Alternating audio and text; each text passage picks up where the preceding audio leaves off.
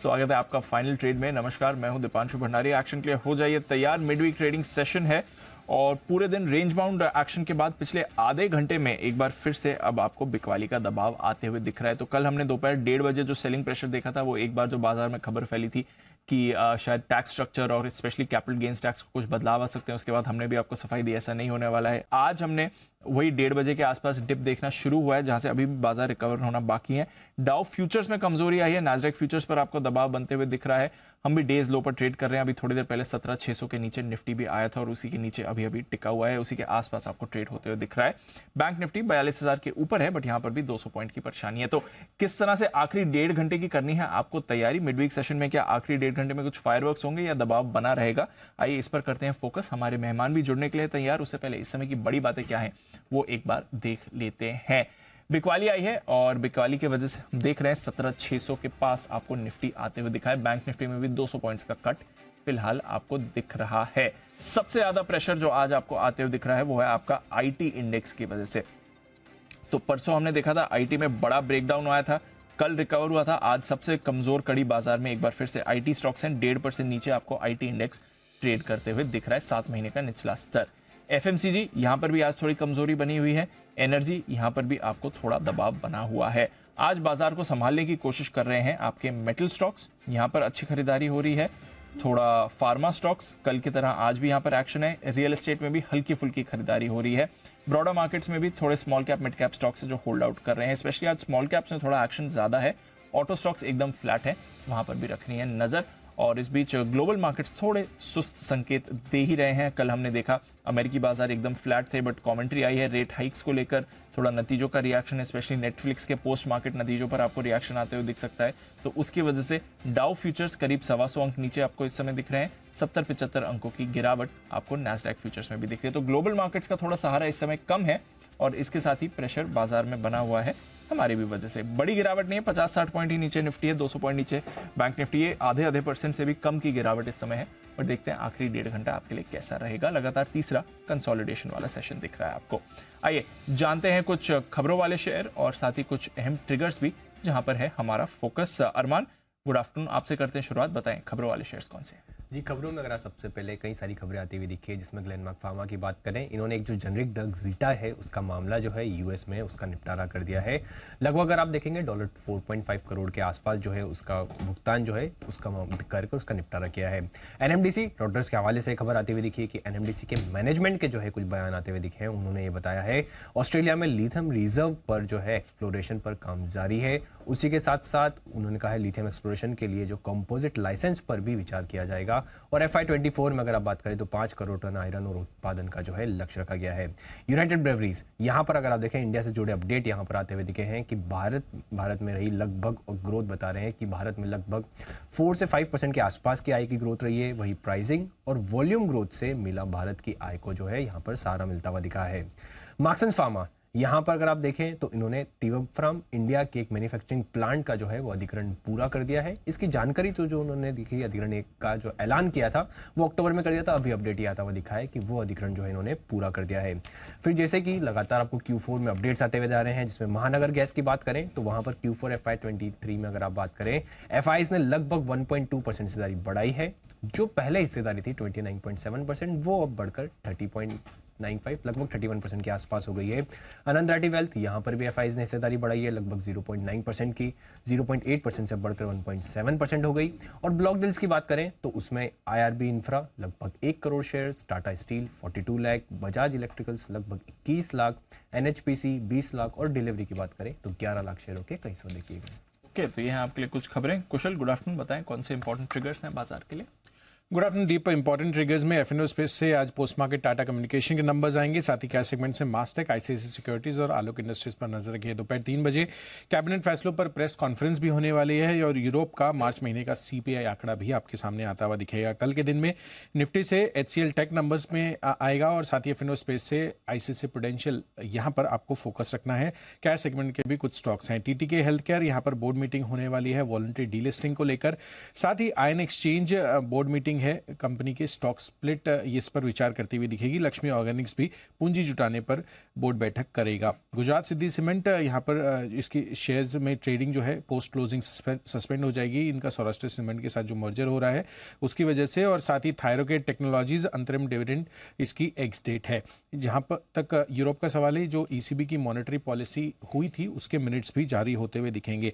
और अंत में 21 अप्रैल निफ्टी से रिलायंस इंडस्ट्रीज ये अपने नंबर्स डिक्लेयर करेंगे। साथ ही कैश सेगमेंट से एबी मनी, तेजस नेटवर्क और हिंदुस्तान जिंक जैसे स्टॉक्स के नंबर्स पर भी आपको फोकस रखना है। R system international delisting offer इसका शुरू होता हुआ दिखेगा। 8 मई तक यह ऑफर इनका खुला रहेगा, तो इस पर फोकस करना है। और एक्स डेट है नेस्ले के डिविडेंड की, और सौराष्ट्र सीमेंट के साथ जो मर्जर है, सौराष्ट्र सीमेंट का जो मर्जर है Gujarat Siddhi cement, merger with Gujarat Siddhi cement, उसकी एक्स डेट भी यहाँ पर आपको 21 तारीख को होती हुई दिखेगी। और टिप्स इंडस्ट्रीज के स्टॉक स्प्लिट की भी एक्स डेट ये 21 तारीख की है। तो ये सारे इंपॉर्टेंट ट्रिगर्स हैं अगले 3 दिनों के लिए। तो कई सारे इंपॉर्टेंट ट्रिगर्स हैं जिस पर बाजार आपको रिएक्ट भी करते हुए दिखेगा। आइए हमारे मेहमान भी जुड़ रहे हैं, उससे पहले एक बार अनिल जी से भी जाना जाए कि इस समय बाजार पर उनका क्या नजरिया बन रहा है। Good afternoon sir. स्ट्रैटेजी की तो हम बात करेंगे थोड़ी देर में, बट तीसरा स्ट्रेट डे है कंसोलिडेशन का। एक बार फिर से 1:30 बजे थोड़ी सेलिंग प्रेशर बनी है। हालांकि इस समय थोड़ी इंपोर्टेड सेलिंग भी है। डाउ फ्यूचर्स भी डेज लो पर हैं, 100 पॉइंट नीचे। नास्डैक फ्यूचर्स में बिकवा लिया। और हमारे बाजार में भी ज्यादा सेक्टर्स वीक ही दिख रहे हैं। 1-2 सेक्टर्स का आज सपोर्ट है, तो थोड़ा चर्न दिख रहा है हमारे बाजार में। बिल्कुल दीप, थोड़ा सा मामला ढीला 2 वजह से। एक तो ग्लोबल फैक्टर्स से आप बता ही रहे हैं कि धीरे धीरे डाउ फ्यूचर्स नीचे सरक रहे हैं। दूसरा है कि बैंक से जो सपोर्ट आ रहा था 2 दिनों तक बैंक थोड़ा संभलने की कोशिश कर रहे थे, लेकिन अब बैंक से वो सपोर्ट नहीं आ रहा है। थोड़ा मामला बैंक्स में भी ढीला होता दिख रहा है। हालांकि अभी भी बैंक निफ्टी 42,000 के ऊपर है, तो ऐसा नहीं कि कोई बहुत बड़ी मुश्किल हो गई हो है, ठीक है। लेकिन हाँ, दिक्कत जरूर है कि थोड़ा सा बैंकिंग शेयरों से जो आउट परफॉर्मेंस, और बैंक भी देखो कब तक करेंगे आउट परफॉर्मेंस, थोड़ा तो मतलब कहीं तो प्रेशर आएगा ही ना। ये एक चीज है। अब रहा सवाल ये कि जो प्रेशर है बैंक्स के अलावा आईटी आज फिर से लुढ़कता हुआ दिख रहा है। तो फॉलोअप सेलिंग जो आईटी में आई है थोड़ी रिकवरी के बाद, वो चिंता की बात है। तो इसलिए आज से मुझे लगता है कि एचसीएल टेक के नतीजे जो कल आएंगे वो ज़्यादा इंपॉर्टेंट होगी। देखते हैं क्या कुछ होता है। सो आई थिंक थोड़ा सा प्रेशर है ओवरऑल मार्केट में। प्रॉफिट बुकिंग है, करना क्या है, क्लोजिंग का इंतजार। 17,500 क्लोजिंग में होल्ड करें तब तक ठीक है। रनिंग करेक्शन के तौर पर आप मानकर चले इसे, ठीक है। अच्छा, हाँ। और 41,500 क्लोजिंग पे जब तक होल्ड कर रहे हैं तब तक फिलहाल कोई खास टेंशन नहीं है। तो 41,500 से तो बैंक निफ्टी तो काफ़ी कंफर्ट जोन में दूर है, और परफॉर्मेंस भी बैंक निफ्टी की अच्छी रही है। निफ्टी जरूर 17,500 की क्लोजिंग के ज़्यादा दूर नहीं है, तो ज़्यादा करीब भी नहीं है, तो मतलब वैसा है। सो आई थिंक हम डिसिप्लिन के साथ रहें। 17,500 के नीचे अगर आज बंद होगा तो आपको एग्जिट कर जाना है। 41,500 के नीचे चांस कम है उसके। डेटा देख कर फिर भी मैं आपको बताऊंगा कि क्या लगता नहीं है। वैसे हम सपोर्ट जोन में जा रहे हैं। ये 17,500 से 17,600 की रेंज सपोर्ट जोन ही है। लेकिन जो 2 दिनों में मैं आपको लगातार बोल रहा था कि इस रेंज में आए तो छोड़ना नहीं, लेना ही है, वैसी स्क्रीन आज नहीं दिख रही जहां आप दम लगाकर बोल पाए। वैसी स्क्रीन नहीं है ना, सीधी सी बात है, नहीं है तो नहीं है। तो निफ्टी ने कोई ढंग की अच्छी रिकवरी दिखाई नहीं है दिन भर में, है ना। सो इसलिए आपको आराम से 17,550 17,500 आए उस लेवल के आसपास खरीदारी कीजिए, हल्की फुल्की स्टॉप लॉस के साथ में। नहीं आए तो कोई बात नहीं, और ऊपर में 650 700 के आसपास आ जाए तो हल्की फुल्की प्रॉफिट बुकिंग कीजिए। बैंक निफ्टी जब तक 42,000 के ऊपर टिका हुआ है तब तक ठीक है। 42,000 के नीचे फिसला तो 200 पॉइंट की जगह खुलेगी 41,800। सो बहुत एग्रेसिव है, 42,000 पे लेना है, नहीं तो 41,800 पर। ऊपर में वापस आपका 42,275 42,300 आता है, तो वहां पर थोड़ा आपको हल्का हो जाना है। इस स्ट्रेटजी के साथ चलना है बैंक निफ्टी में, ठीक है सर। तो रेंज बाउंड ट्रेड है। डायरेक्शन थोड़ा सा आज दिन के लिए नेगेटिव साइड पर है, क्योंकि ग्लोबल सपोर्ट मिसिंग है और साइजेबल रिकवरी है नहीं। तो खरीदने की हड़बड़ी और जल्दबाजी नहीं है, आराम से लेंगे। ओके, चलिए ये है आपके लिए इस समय का अनिल जी का नजरिया बाजार पर। सारे मेहमान भी हमारे साथ जुड़ चुके हैं। राकेश जी, कुणाल जी, सुमित जी, हिमांशु जी, सचित जी और आशु सर हमारे साथ शो में इस समय जुड़ रहे हैं। और बिगुल्स की भी लंबी कतार हो गई शो की शुरुआत में। क्या बात है, अच्छा ज्यादा लंबी कतार में डर ये है कि शॉर्ट कॉल्स ना आने लगे। शॉर्ट कॉल्स आने लगेंगी। हाँ। पहला किसका है? सुमित जी का। हाँ, शॉर्ट कॉल ही है, इसलिए बजा के देख लो। आइए बिगुल सुमित का सुपर हिट।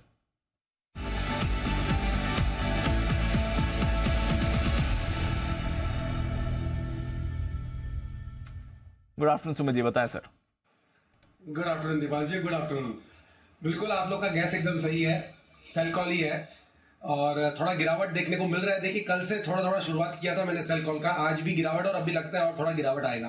तो जो स्टॉक अभी मेरे रडार पे आया है, ऑटो सेक्टर का स्टॉक मेरे रडार पे आया है। फ्यूचर्स के अंदर अभी भाव चल रहा है 471, 470.90। स्टॉक का नाम है टाटा मोटर। टाटा मोटर के अंदर एक अच्छी खासी तेजी के बाद अब सेलिंग प्रेशर बन रहा है। कल ऊपरी लेवल पे डोजी फॉर्म किया है, आज अभी नेगेटिव ट्रेड कर रहा है। कल का लो जस्ट अभी टूटने वाला है। जैसे ही कल का लो टूटेगा तो टाटा मोटर के अंदर सेलिंग प्रेशर बढ़ेगा और दबाव देखने को मिलेगा। 481 का स्टॉप लॉस लगा के टाटा मोटर के अंदर यहाँ पे सीएमपी पे बिकवाली करना है। टाटा मोटर के अंदर मेरे को लग रहा है यहाँ से मिनिमम 10 रुपए का, ओवरऑल 20 रुपए का फॉल देखने को मिलना चाहिए। 471 के आसपास सेल करें, 481 का स्टॉप लॉस लगाएं। 460 रुपया, 450 रुपया, ये दो लेवल नीचे पे देखने को मिल सकते हैं। तो बिकवाली करके चलने का सलाह रहेगा 460 से 450 के टारगेट्स के लिए 481 के स्टॉप लॉस से। सब परिवर्तन करवाना चाहता हूँ सुमित जी, आपकी इजाजत से। मजा नहीं आ रहा इसमें। मैं वही राउंड फिगर्स कहाँ से आ हाँ, गए? ये 471 में बेचना है, 481 का स्टॉप लॉस, टारगेट भी 1-1 रुपए बढ़ा दीजिए, 451 और 461 कर दे, चलेगा? बिल्कुल बिल्कुल अनिल जी, चलेगा, आप कर सकते हैं। चलिए, तो थोड़ा सा याद रखने वाले लेवल आपके लिए इजी हो जाएंगे। 471 में देना है, 481 का स्टॉप लॉस लगाना है, 461 पहला और 451 दूसरा। ठीक है, आइए हिमांशु जी के लिए बिगुल, हिटमैन हिमांशु।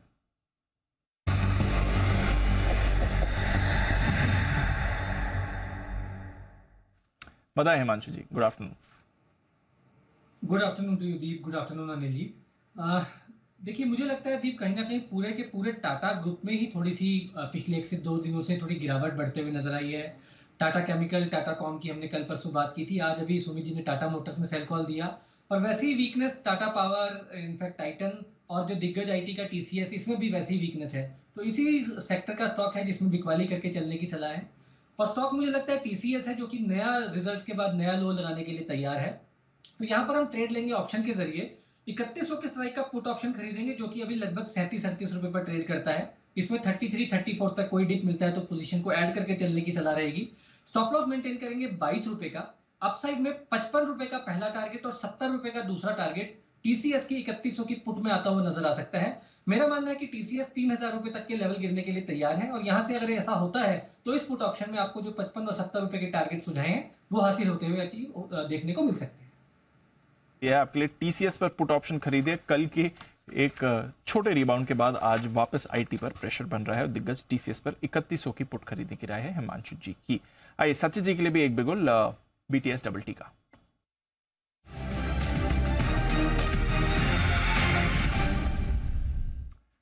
बताएं Sachin ji, good afternoon sir.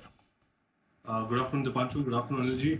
Deepanshu, मुझे लग रहा है यहाँ पर एचपीसीएल का डेटा काफी इंटरेस्टिंग है। इनफैक्ट यहाँ पर एक अच्छा पॉजिटिव क्रॉसओवर ऑलरेडी हो चुका है 5 and 20 इसके शॉर्ट टर्म एवरेजेस में, एंड जिस तरीके से यहाँ पर बिल्टअप है मुझे लग रहा है फ्रेश लॉन्ग पोजीशंस ऐड हो चुके हैं। लगभग आई थिंक 250 तक की ट्रेजेक्ट्री यहाँ पर ओपन है, तो ये काफी बड़ा आउट परफॉर्मर हो सकता है अगले कुछ दिनों के लिए। खरीदारी करनी है एचपीसीएल के फ्यूचर्स में। स्टॉप लॉस आपको लगाना है अराउंड 230 पर, पहला टारगेट होगा अराउंड 242 का एंड फाइनल टारगेट होगा अराउंड 250 का। ओके, तो एचपीसीएल में करें खरीदारी, ये राय आपके लिए सचिन जी की तरफ से आती हुई दिख रही। तो 2 शॉर्ट कॉल के बाद एक बाय कॉल आता है सचिन जी की तरफ से। 230 का लगाना है आपको स्टॉप लॉस और टारगेट 242, 250 के बनेंगे ऊपर की तरफ। आइए बिगुल अगला आशु सर के लिए, स्विंग के सुल्तान आशु मदान।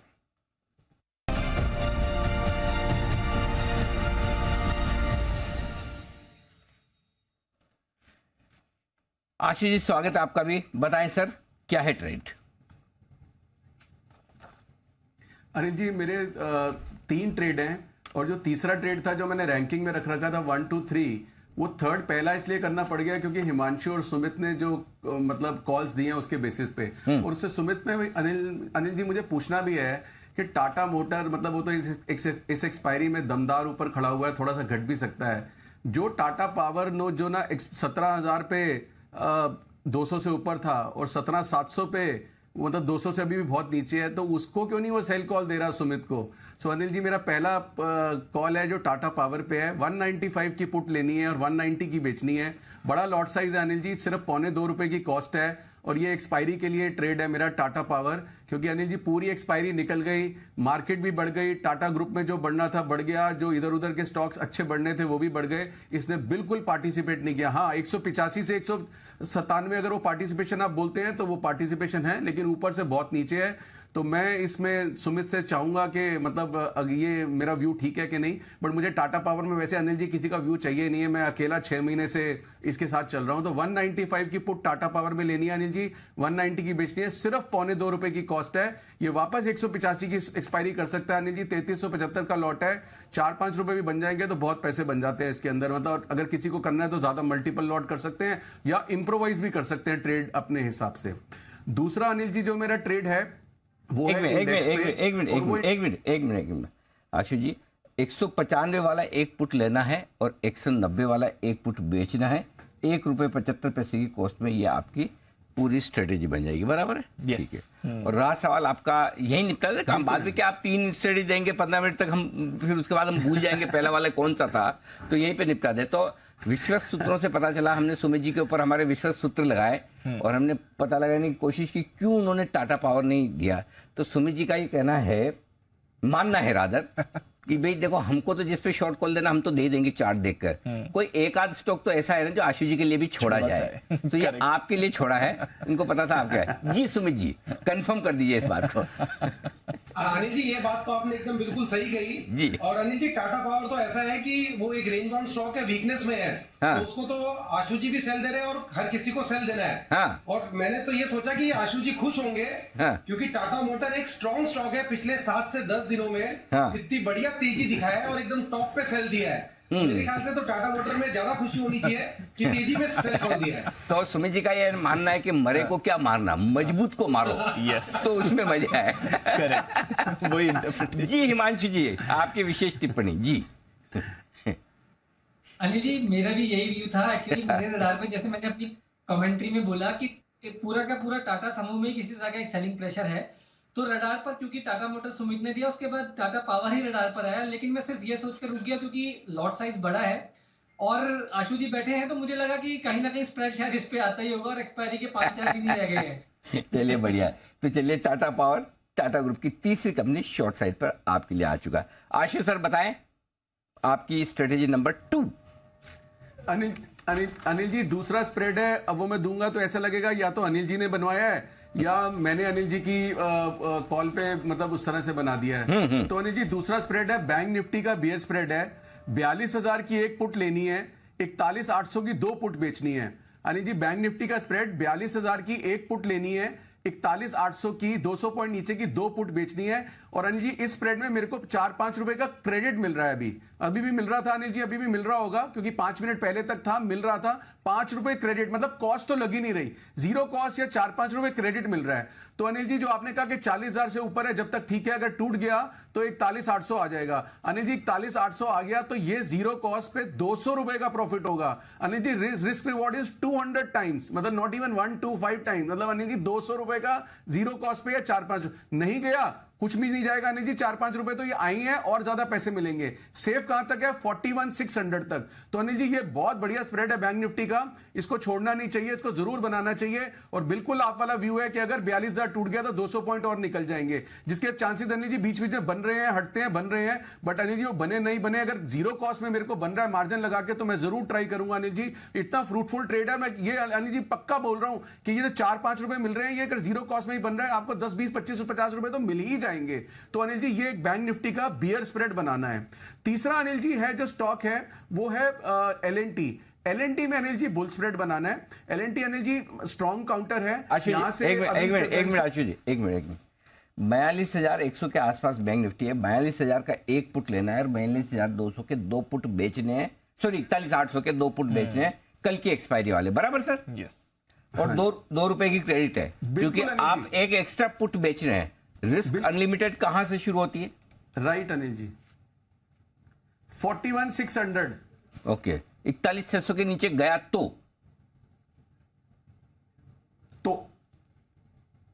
ओके ठीक है, तो 41,600 के नीचे नहीं, ये तो आप मंदी की पोजीशन बना रहे तो ऊपर की तरफ जाएगा तो होगा ना, 2 पुट बेच रहे हैं, पुट बेचने का मतलब आप तेजी की पोजीशन डबल बना रहे हैं, करेक्ट?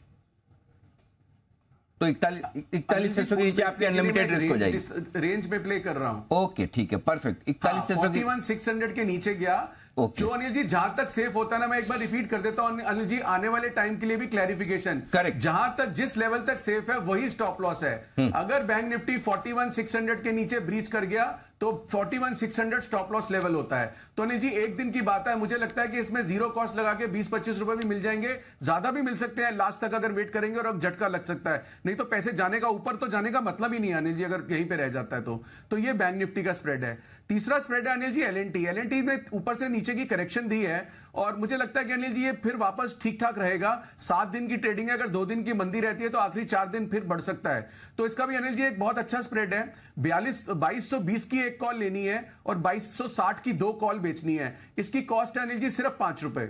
मैं फिर रिपीट करता हूं अनिल जी, एलएनटी की 2220 की एक कॉल लेनी है, 2260 की 2 कॉल बेचनी है, इसकी कॉस्ट है 5 रुपए। तो अनिल जी 2220 प्लस 5 रुपए मतलब 2225 रुपए का एलएनटी फ्यूचर मेरा लॉन्ग हो गया। अब नीचे में क्या रिस्क है?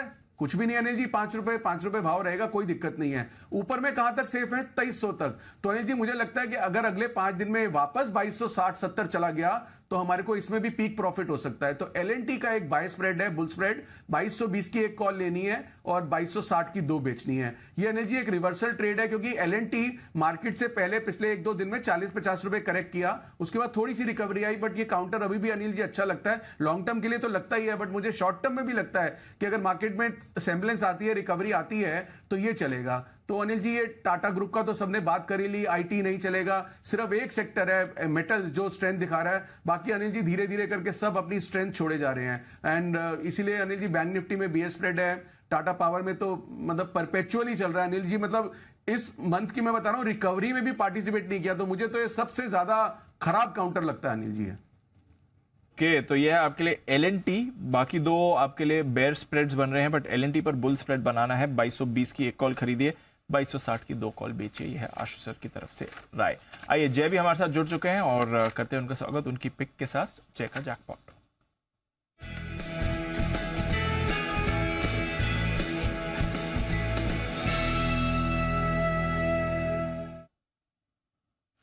गुड आफ्टरनून जय, बताएं क्या करना है बाजार में। Very good afternoon to you Deep and very good afternoon to you Anil ji. Deep देखिए, सुबह एक छोटा सा अपडेट भी दे दूंगा कि ग्रीन पैनल जो हमने रेकमेंड किया था 10 की कमाई में 284 वाला 318 हो गया, तो उसमें अच्छा 15-16% की परसेंट की आई वुड से एक अपमूव देखने मिली, तो वहाँ पे अच्छा प्रॉफिट हो रहा है किसे बुक करना है तो। और अब जो रिकमेंडेशन है वो है सीमेंस फ्यूचर्स बेचना है। यहाँ पे क्लियरली दीप एक ब्रेक डाउन है, 3280 पर ये स्टॉक ट्रेड कर रहा है अभी फ्यूचर्स में, इसको बेचे आप। यहाँ पे स्टॉप लॉस जो लगाना होगा दीप वो है 3310 का, सो 30 रुपये ऊपर, यानी कि 1% का आपका अप्रोक्सीमेटली एक रिस्क होगा यहाँ पे। 3310 पर आप लगाए स्टॉप लॉस, 3280 पर बेचे दीप। इसका जो फर्स्ट टारगेट निकल कर आ रहा है दैट इज 3220, 3220 ये फर्स्ट टारगेट रहेगा, और वो ब्रेक होता है तो आपको फर्दर फॉल 3170 तक भी देखने मिल सकता है। सो 3220, 3170 ये 2 टारगेट्स के लिए आप बेचे सीमेंस को। डी पर अभी बुल स्प्रेड आया है आपके लिए, बट सीमेंस पर सेल कॉल आ रही है जय की तरफ से, रखते हैं इस पर भी नजर। अच्छे मिक्स ऑफ कॉल्स आ रहे हैं बाजार में एक्सपर्ट्स की तरफ से। चार्ट कॉर्नर भी तैयार है राकेश जी कुणाल जी की तरफ से, चलते हैं उनके पास।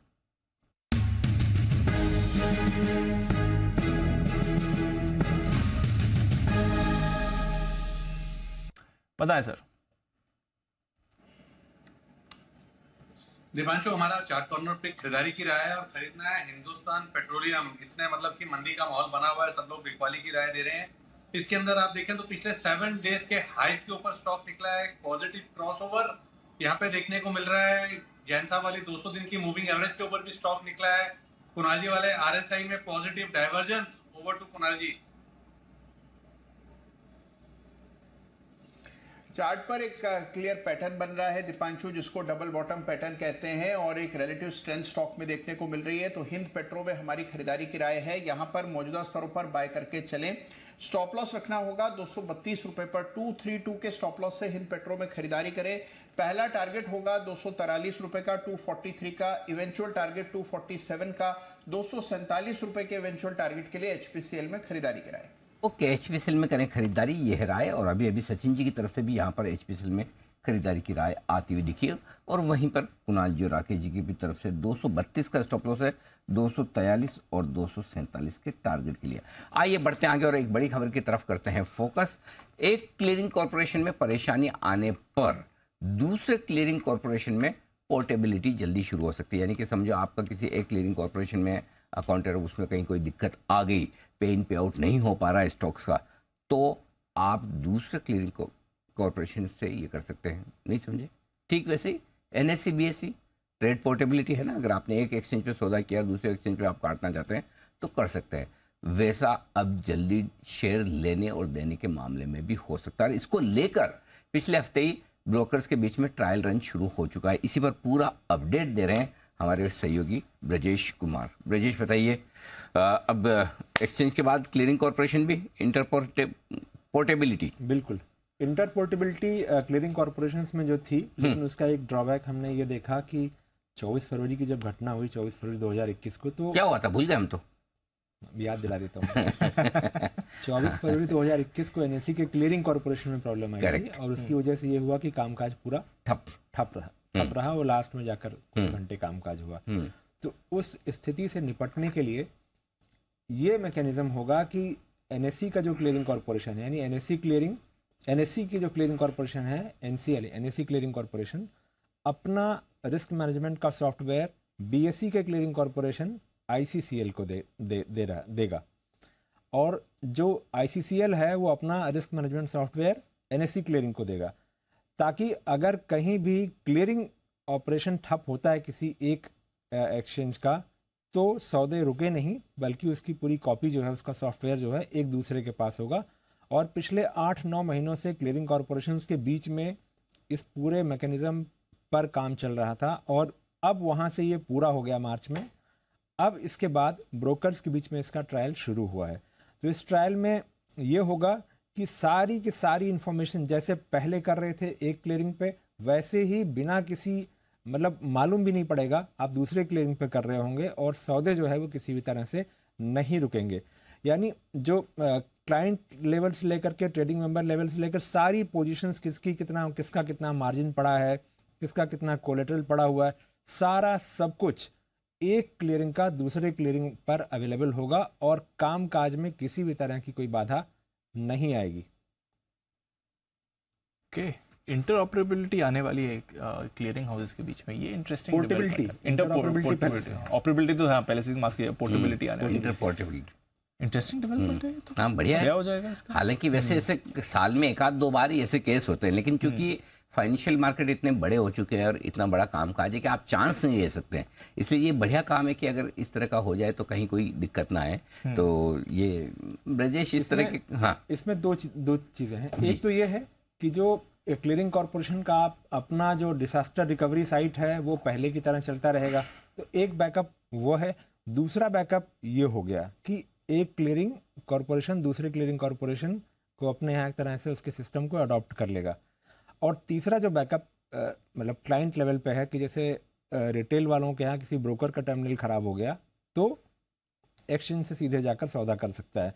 तो इस तरह की जो हम पास्ट में दिक्कतें देख रहे थे, उम्मीद की जाती है कि अब ये जब दोनों तीनों चीज़ें आ जाएंगी तो अब ये दिक्कत नहीं होगी, ना क्लाइंट के लेवल पर और ना क्लियरिंग कॉर्पोरेशन या एक्सचेंज के लेवल पर। ग्रेट, तो ये आपके लिए बहुत ही बढ़िया एक चीज़ लेकर आए हैं, अच्छी खबर लेकर आए हैं ब्रजेश। तो अब इस पर ट्रायल शुरू हो चुका है, अंदाज है कब तक होना है? आप देखिए, ट्रायल अगर सब कुछ सक्सेसफुल रहा तो आमतौर पर 8-9 ट्रायल के बाद इम्प्लीमेंट हो जाता है।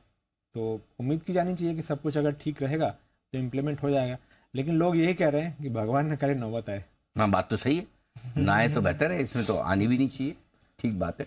चलिए, तो ये है बड़ी खबर। और आइए अब आपके लिए तैयार है सेठी साहब, सदाबहार सेठी साहब की शॉर्ट टर्म पिक्स आ रही है आपके लिए, लेकिन तब तक पहले सचिन जी के लिए बिगुल है BTS डबल टी वाला।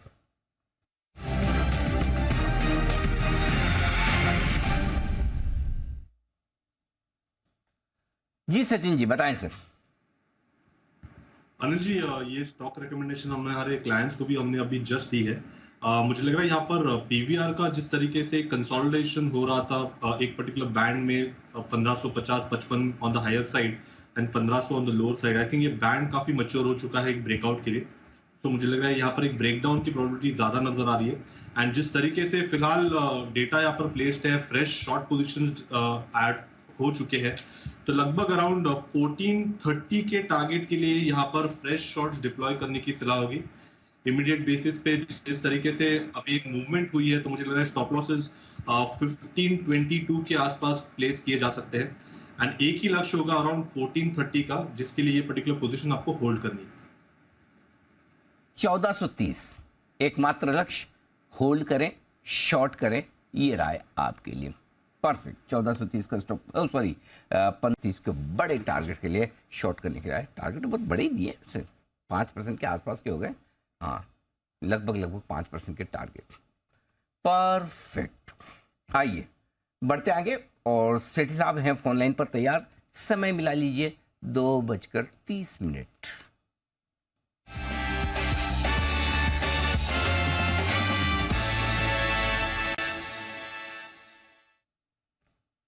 सेठी साहब नमस्कार, स्वागत है आपका। 2 स्टॉक, दोनों में खरीदारी की राय, दोनों कैश मार्केट के, ऐसे ही कुछ कहना चाहते हैं आप? गुड आफ्टरनून अनिल जी, गुड आफ्टरनून दीपांशु। बिल्कुल अनिल जी, स्टॉक भी आप ही बता दीजिए, डिटेल भी आप ही बता दीजिए। देखो क्या अच्छा नहीं लगता है सेठ साहब, देखो सब कुछ बताया, देख थोड़ा तो देखो दूसरों के लिए भी छोड़ना चाहिए। देखो ईमानदारी की बात यह है कि आप इतना बढ़िया स्टॉक ढूंढ के लाते हैं, कितने खराब बाजार में भी आपके स्टॉक इतने कमाल करते हैं, और टारगेट जो हिट रेशियो है वो गजब का है, कमाल का। ऐसा नहीं कि सेठी साहब के स्टॉक खाली टच एंड गो, आराम से टारगेट हिट करते हैं, उसके ऊपर बने भी रहते हैं। इतना बढ़िया आप काम करें तो मैं क्यों करूं, मैं आपसे क्यों ना करवाऊं। Thank you Anil ji, thank you so much for your kind words. Anil ji, आज के जो 2 स्टॉक है उसमें कैश मार्केट के ही है। जो पहला स्टॉक है अनिल जी, स्टॉक का नाम है ई मुद्रा, जो अभी 257 के आसपास ट्रेड होता है। शॉर्ट टर्म टारगेट है 280, स्टॉप लॉस रखना है 250 का। ये भारत की सबसे बड़ी लाइसेंस्ड सर्टिफाइंग अथॉरिटी है, जो कि इनको आईटी मिनिस्ट्री से लाइसेंस मिला हुआ है, और ये company digital signature certificates provide करती है, जिसका इसका भारत में 40% का मार्केट शेयर है।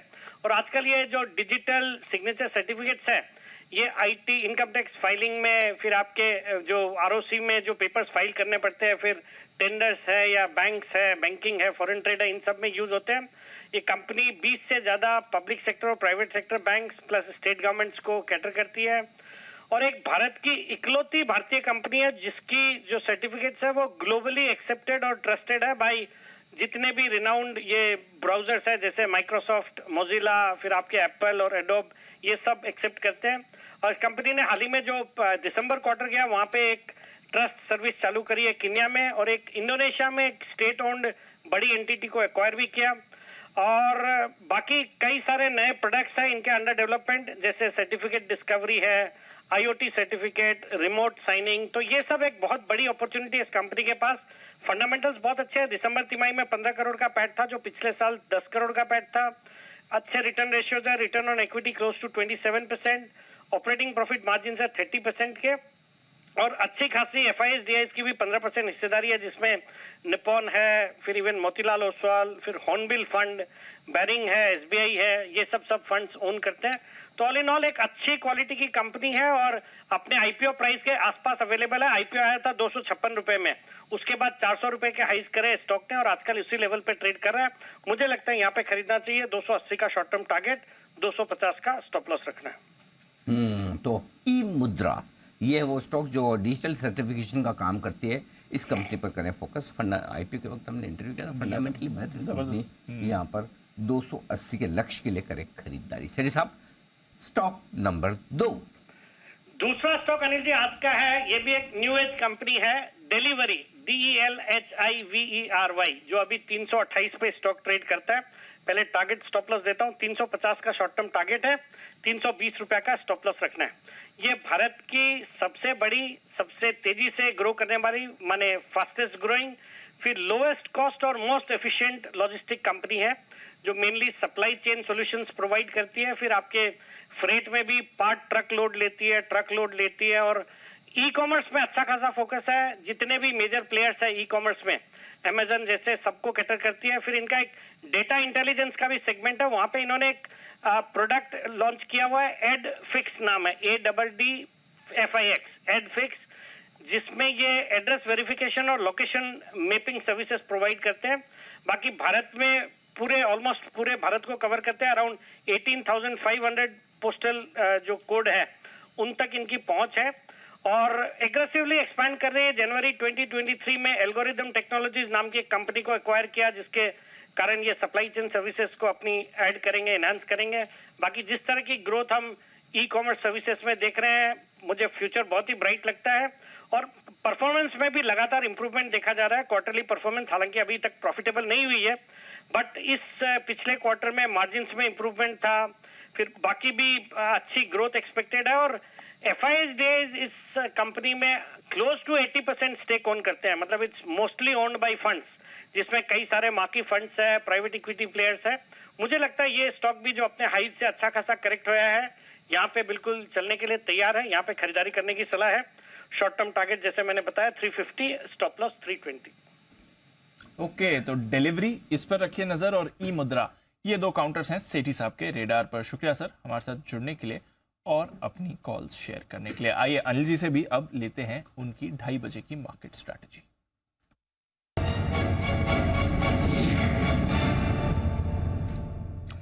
सवा अंक नीचे डाउ फ्यूचर से अनिल जी एग्जैक्टली 34,000 के लेवल पर इस समय ट्रेड कर रहा है। थोड़ी नरमी आज वहां पर दिख रही है।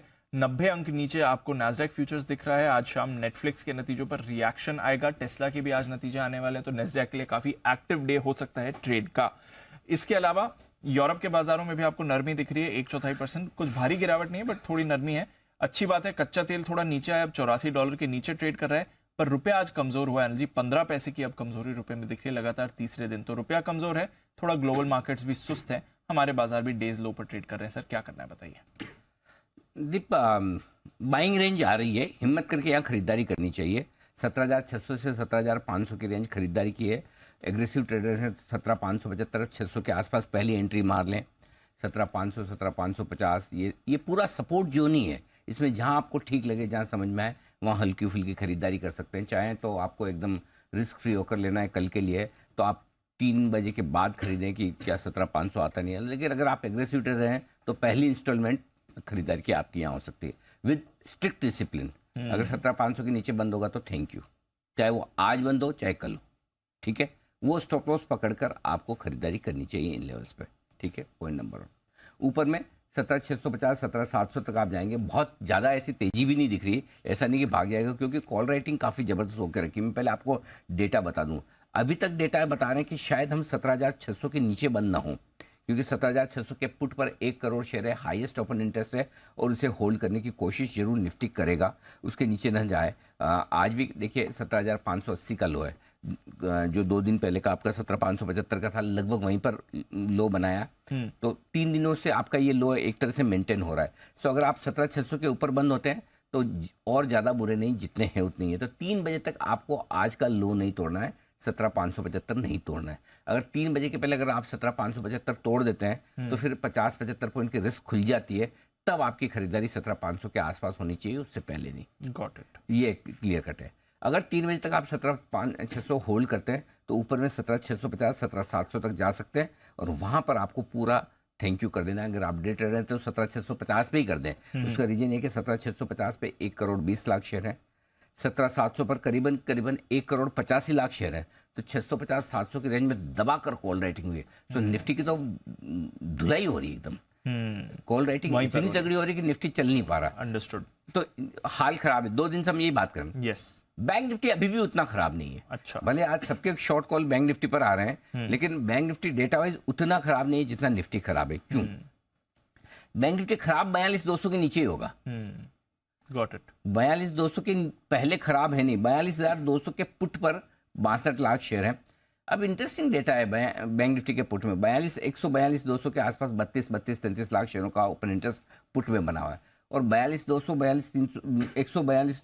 42,100 की रेंज में भी 33-34 लाख शेयर कॉल राइटर्स खड़े हैं। तो ये रेंज ऐसी हो गई ना, 42,000 से 42,200 की बहुत जबरदस्त झगड़े वाली रेंज चल रही है। और आप देखो पूरा दिन टाइम पास हो रहा है। अब इस टाइम पास में 200 पॉइंट का मूव आएगा बैंक निफ्टी में, 200 पॉइंट का। कब? 42,000 के नीचे फिसले, 200 पॉइंट नीचे, 42,300 के ऊपर टिके, 200 पॉइंट ऊपर। क्योंकि 42,300 पर हाईएस्ट ओपन इंटरेस्ट कॉल्स में भी है, श्रिंक को क्या गया। तो हाईएस्ट ओपन इंटरेस्ट के दो पिलर है आपके, 42,000, 42,300, किधर भी एक तरफ पार किया तो 200 पॉइंट की गुंजाइश आज और कल में बनेगी। सो क्लियर कट एकदम परफेक्ट डेटा है बैंक निफ्टी के। 42,000 के नीचे कमजोर होगा, 42,300 के ऊपर वापस टिकेगा तो मजबूत होगा। ये डेटा बहुत क्लियर है। इतने बड़े शानदार डेटा बने बैंक निफ्टी के जो ये बता रहे हैं कि फंसा रहेगा ये और निफ्टी के डेटा बहुत साफ बता रहे हैं, 17,650, 17,700 पार नहीं होगा, दम तोड़ देगा वहां जाके। वहां पर आराम से आप जैसा अगर आज मिल जाए थैंक यू कर लीजिए, और मिलेगा एक ही कंडीशन में, अगर आपका कैसे मिलेगा, 150 पॉइंट हो गया डाउ फ्यूचर, तो डाउ फ्यूचर सपोर्ट नहीं कर रहा। अगर डाउ फ्यूचर रिकवर हुआ तो ही आप 17,650, 700 पहुंचेंगे, नहीं तो 3 बजे तक 17,600 पे नजर रखे। टूट कर नीचे गए, 17,575 टूटा तो फिर आपके लिए रिस्क थोड़ी और बढ़ जाएगी। ये आपके डेटा आज के लिए। तो आराम करें, शांति से रखें, फ्रेश खरीदारी करनी है, आराम से अपने लेवल्स आने दें, इंतजार करें, शॉर्ट काटनी है, लेवल्स पे इंतजार करें। हड़बड़ी और जल्दबाजी में कोई ट्रेड लेने की जरूरत है नहीं। गॉट इट सर, ठीक है। आइए कुछ कॉल्स भी हैं तैयार। हिमांशु जी के लिए एक बिगुल, हिटमैन हिमांशु।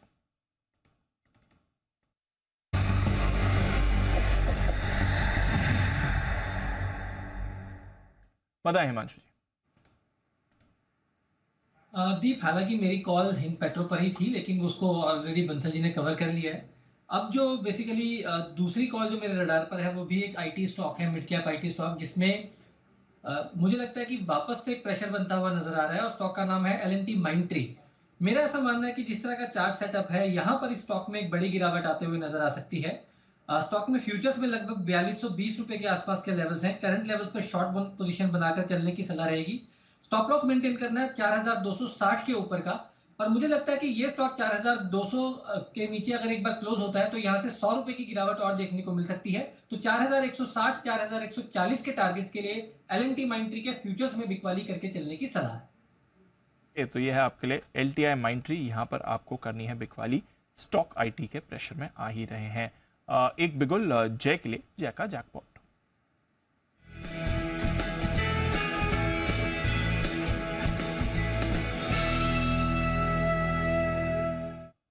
बताएं जय। दीप, सीमेंस वीक लग रहा था, तो एक स्टॉक जो स्ट्रॉन्ग लग रहा है वो है श्रीराम फाइनेंस। इसका फ्यूचर्स खरीदने की सलाह है दीप। ये 1363 पर ट्रेड कर रहा है। इसमें बहुत ही बढ़िया सिमेट्रिकल ट्रायंगल पैटर्न में से ब्रेकआउट आते हुए देखने मिल रहा है आज के ट्रेडिंग सेशन में।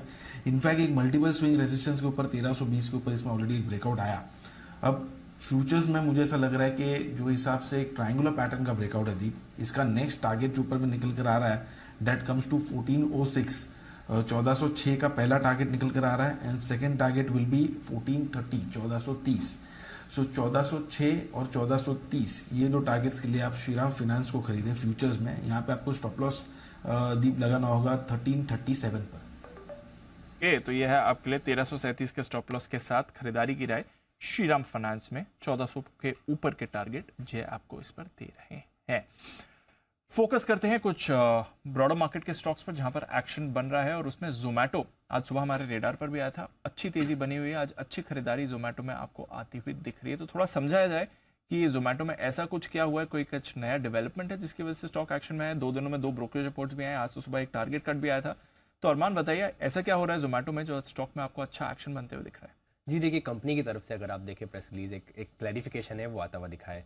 अगर आप इंट्राडे में देखेंगे, इंट्राडे में तो लगभग 5% के आसपास की तेजी थी। और ये मामला क्या है, मामला अगर आप देखें तो कंपनी के जो दिल्ली NCR में चल रहे ब्लिंकिट के मामले पर सफाई देते हुए दिखे हैं। अब मामला क्या है, मामला ये था कि अगर आप देखें कि खबरें ये थी कि कंपनी ने डिलीवरी पार्टनर्स का जो है पे आउट स्ट्रक्चर वो बदला है। जो पर ऑर्डर जो पर डिलीवरी जो पे आउट होता है 25 से अगर आप 30 रुपये, वो घटाकर 10 से 15 रुपये कर दिया गया है। और इसके खिलाफ ये भी खबरें यही भी थी कि इसके खिलाफ डिलीवरी पार्टनर्स ने 12 अप्रैल से अगर आप देखें दिल्ली NCR में स्ट्राइक कर दी थी। और पिछले कुछ दिनों से अगर आप देखें तो लगभग उन्होंने 100 से ज़्यादा जो ब्लिंकिट के जो डार्क स्टोर्स है वो बंद कर दिए थे। अब इसके बाद कंपनी का यहाँ पर क्लैरिफिकेशन आता हुआ दिखा है। कंपनी ने ये कहा है कि दिल्ली NCR में जो ब्लिंकिट के ज़्यादातर डार्क स्टोर्स हैं अब वो वापस और फिर से जो हैं खुल चुके हैं। और ये जो घटना हुई है, इससे घटना से कंपनी ने कहा है कि इसको कंपनी को कोई मटेरियल इंपैक्ट नहीं है, लगभग 1% से भी कम जो है यहाँ पर उनका रेवेन्यू इंपैक्ट जो है वो आता हुआ दिखा है। तो ये जो खबरों पे जो कंपनी का क्लैरिफिकेशन आता हुआ दिखा, उसके चलते आपको दिखा है जोमेटो में मोमेंटम आता हुआ दिखा। तो ब्लिंकिट के स्टोर्स, जो खबर चली थी कि पिछले हफ्ते इन्होंने कुछ स्टोर्स बंद करे, पूरे लगभग बोल रहे हैं कि पूरे के पूरे लगभग वापस खुल चुके हैं। और ये जो इम्पैक्ट जो स्ट्राइक का हुआ है उसके बाद से अब तो नॉर्मल हो गया है सब सिचुएशन, और इससे इम्पैक्ट भी रेवेन्यू अगर आप देखें तो लेस देन 1% का है, ऐसा उन्होंने प्रेस रिलीज में ही बताया है। One of the key verticals तो है ही ब्लिंकिट इनके लिए। तो चलिए, जो इनका ग्रोसरी डिलीवरी प्लेटफॉर्म है ब्लिंकिट, वहां पर परेशानी की खबरें जो आ रही थी पिछले हफ्ते से, वो कंपनी का कहना है कि इस समय पूरी तरह से रिजॉल्व हो चुके हैं। स्टॉक आज सुबह अच्छे मोमेंटम में था, उसके बाद थोड़ा अभी स्टीम गिव अप कर चुका है। एक बार तो 4.5-5% की तेजी भी दिखा रहा था। सुमित जी, जोमेटो जरा ये देखें एक बार 54 का लेवल। दिपांशु, जोमेटो एक अच्छे खासे साइडवेज रेंज के अंदर ट्रेड कर रहा है, कोई बड़ा ब्रेकआउट स्टॉक के अंदर बन नहीं रहा है। स्टॉक के अंदर ऊपर में रेजिस्टेंस है 58 रुपए से लेके 60 रुपए के आसपास का।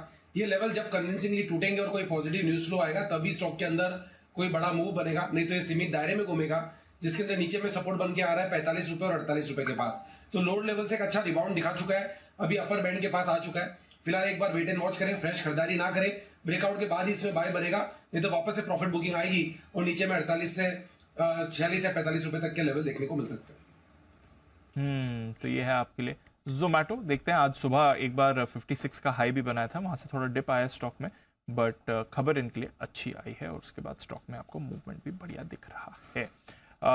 मूवमेंट कुछ स्टॉक्स में और दिख रहा है जिस पर एक बार एक्सपर्ट्स की राय भी ले ली जाए, जहां पर एक्शन आ रहा है। शुगर स्टॉक्स वापस मोमेंटम में आ रहे हैं। बलरामपुर चीनी देखिए थोड़ा एक्शन में इस समय बनते हुए दिख रहा है, हालांकि वायदा कारोबार के बैन में है, बट इस स्टॉक को अपने रेडार पर रखेगा, मूवमेंट थोड़ा इस पर बन रहा है। हैवेल्स, यहाँ पर भी मूवमेंट बन रहा है। आज सुबह एक अच्छा ब्रेकआउट देखा था, उसके बाद स्टॉक थोड़ा रेंज में आ गया है, 1220 पर ट्रेड कर रहा है। सचिन जी, सुबह की गेंस तो होल्ड नहीं कर पाया, ऑलमोस्ट 1240 का हाई बनाया था, बट अभी भी करीब 1% ऊपर है। जरा देखें हैवेल्स का चार्ट सर। दीपांशु, इनफैक्ट यहाँ पर सुबह मेरा भी कन्विक्शन काफी हाई था कि ये पर्टिकुलर जो ब्रेकआउट एस्टैब्लिश हुआ है 1220 के ऊपर, ये आई थिंक काफी सस्टेनेबल है।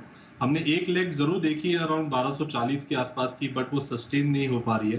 तो मुझे लग रहा है यहाँ पर जो स्विंग लो बनाया है फिलहाल 1210 के आसपास का, आई थिंक इसके नीचे जब तक एक क्लोजिंग एस्टैब्लिश नहीं होती, आई थिंक तब तक शायद ये पर्टिकुलर मोमेंटम कंटिन्यू रहना चाहिए।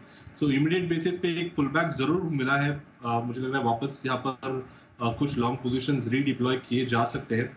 1220 की जो एक इम्पॉर्टेंट रेजिस्टेंस था जहाँ पर राइटर्स काफी कॉन्फिडेंट थे, वो पर्टिकुलर थ्रेशोल्ड काफी अच्छी तरह ब्रेक किया है। तो मुझे लग रहा है शायद ये आज का पुल बैक वापस एक अपॉर्चुनिटी बन सकती है। तो खरीदारी करने की ही सलाह होगी 1250 1240 के लक्ष्य के लिए। स्टॉप लॉस आपको 1210 पे लगाना है ऑन क्लोजिंग बेसिस। 1210 ये है आपके लिए स्टॉप लॉस, खरीदारी करके चले हेवल्स। आइए बिल्कुल कुणाल जी राकेश जी के लिए चार्ट कॉर्नर का।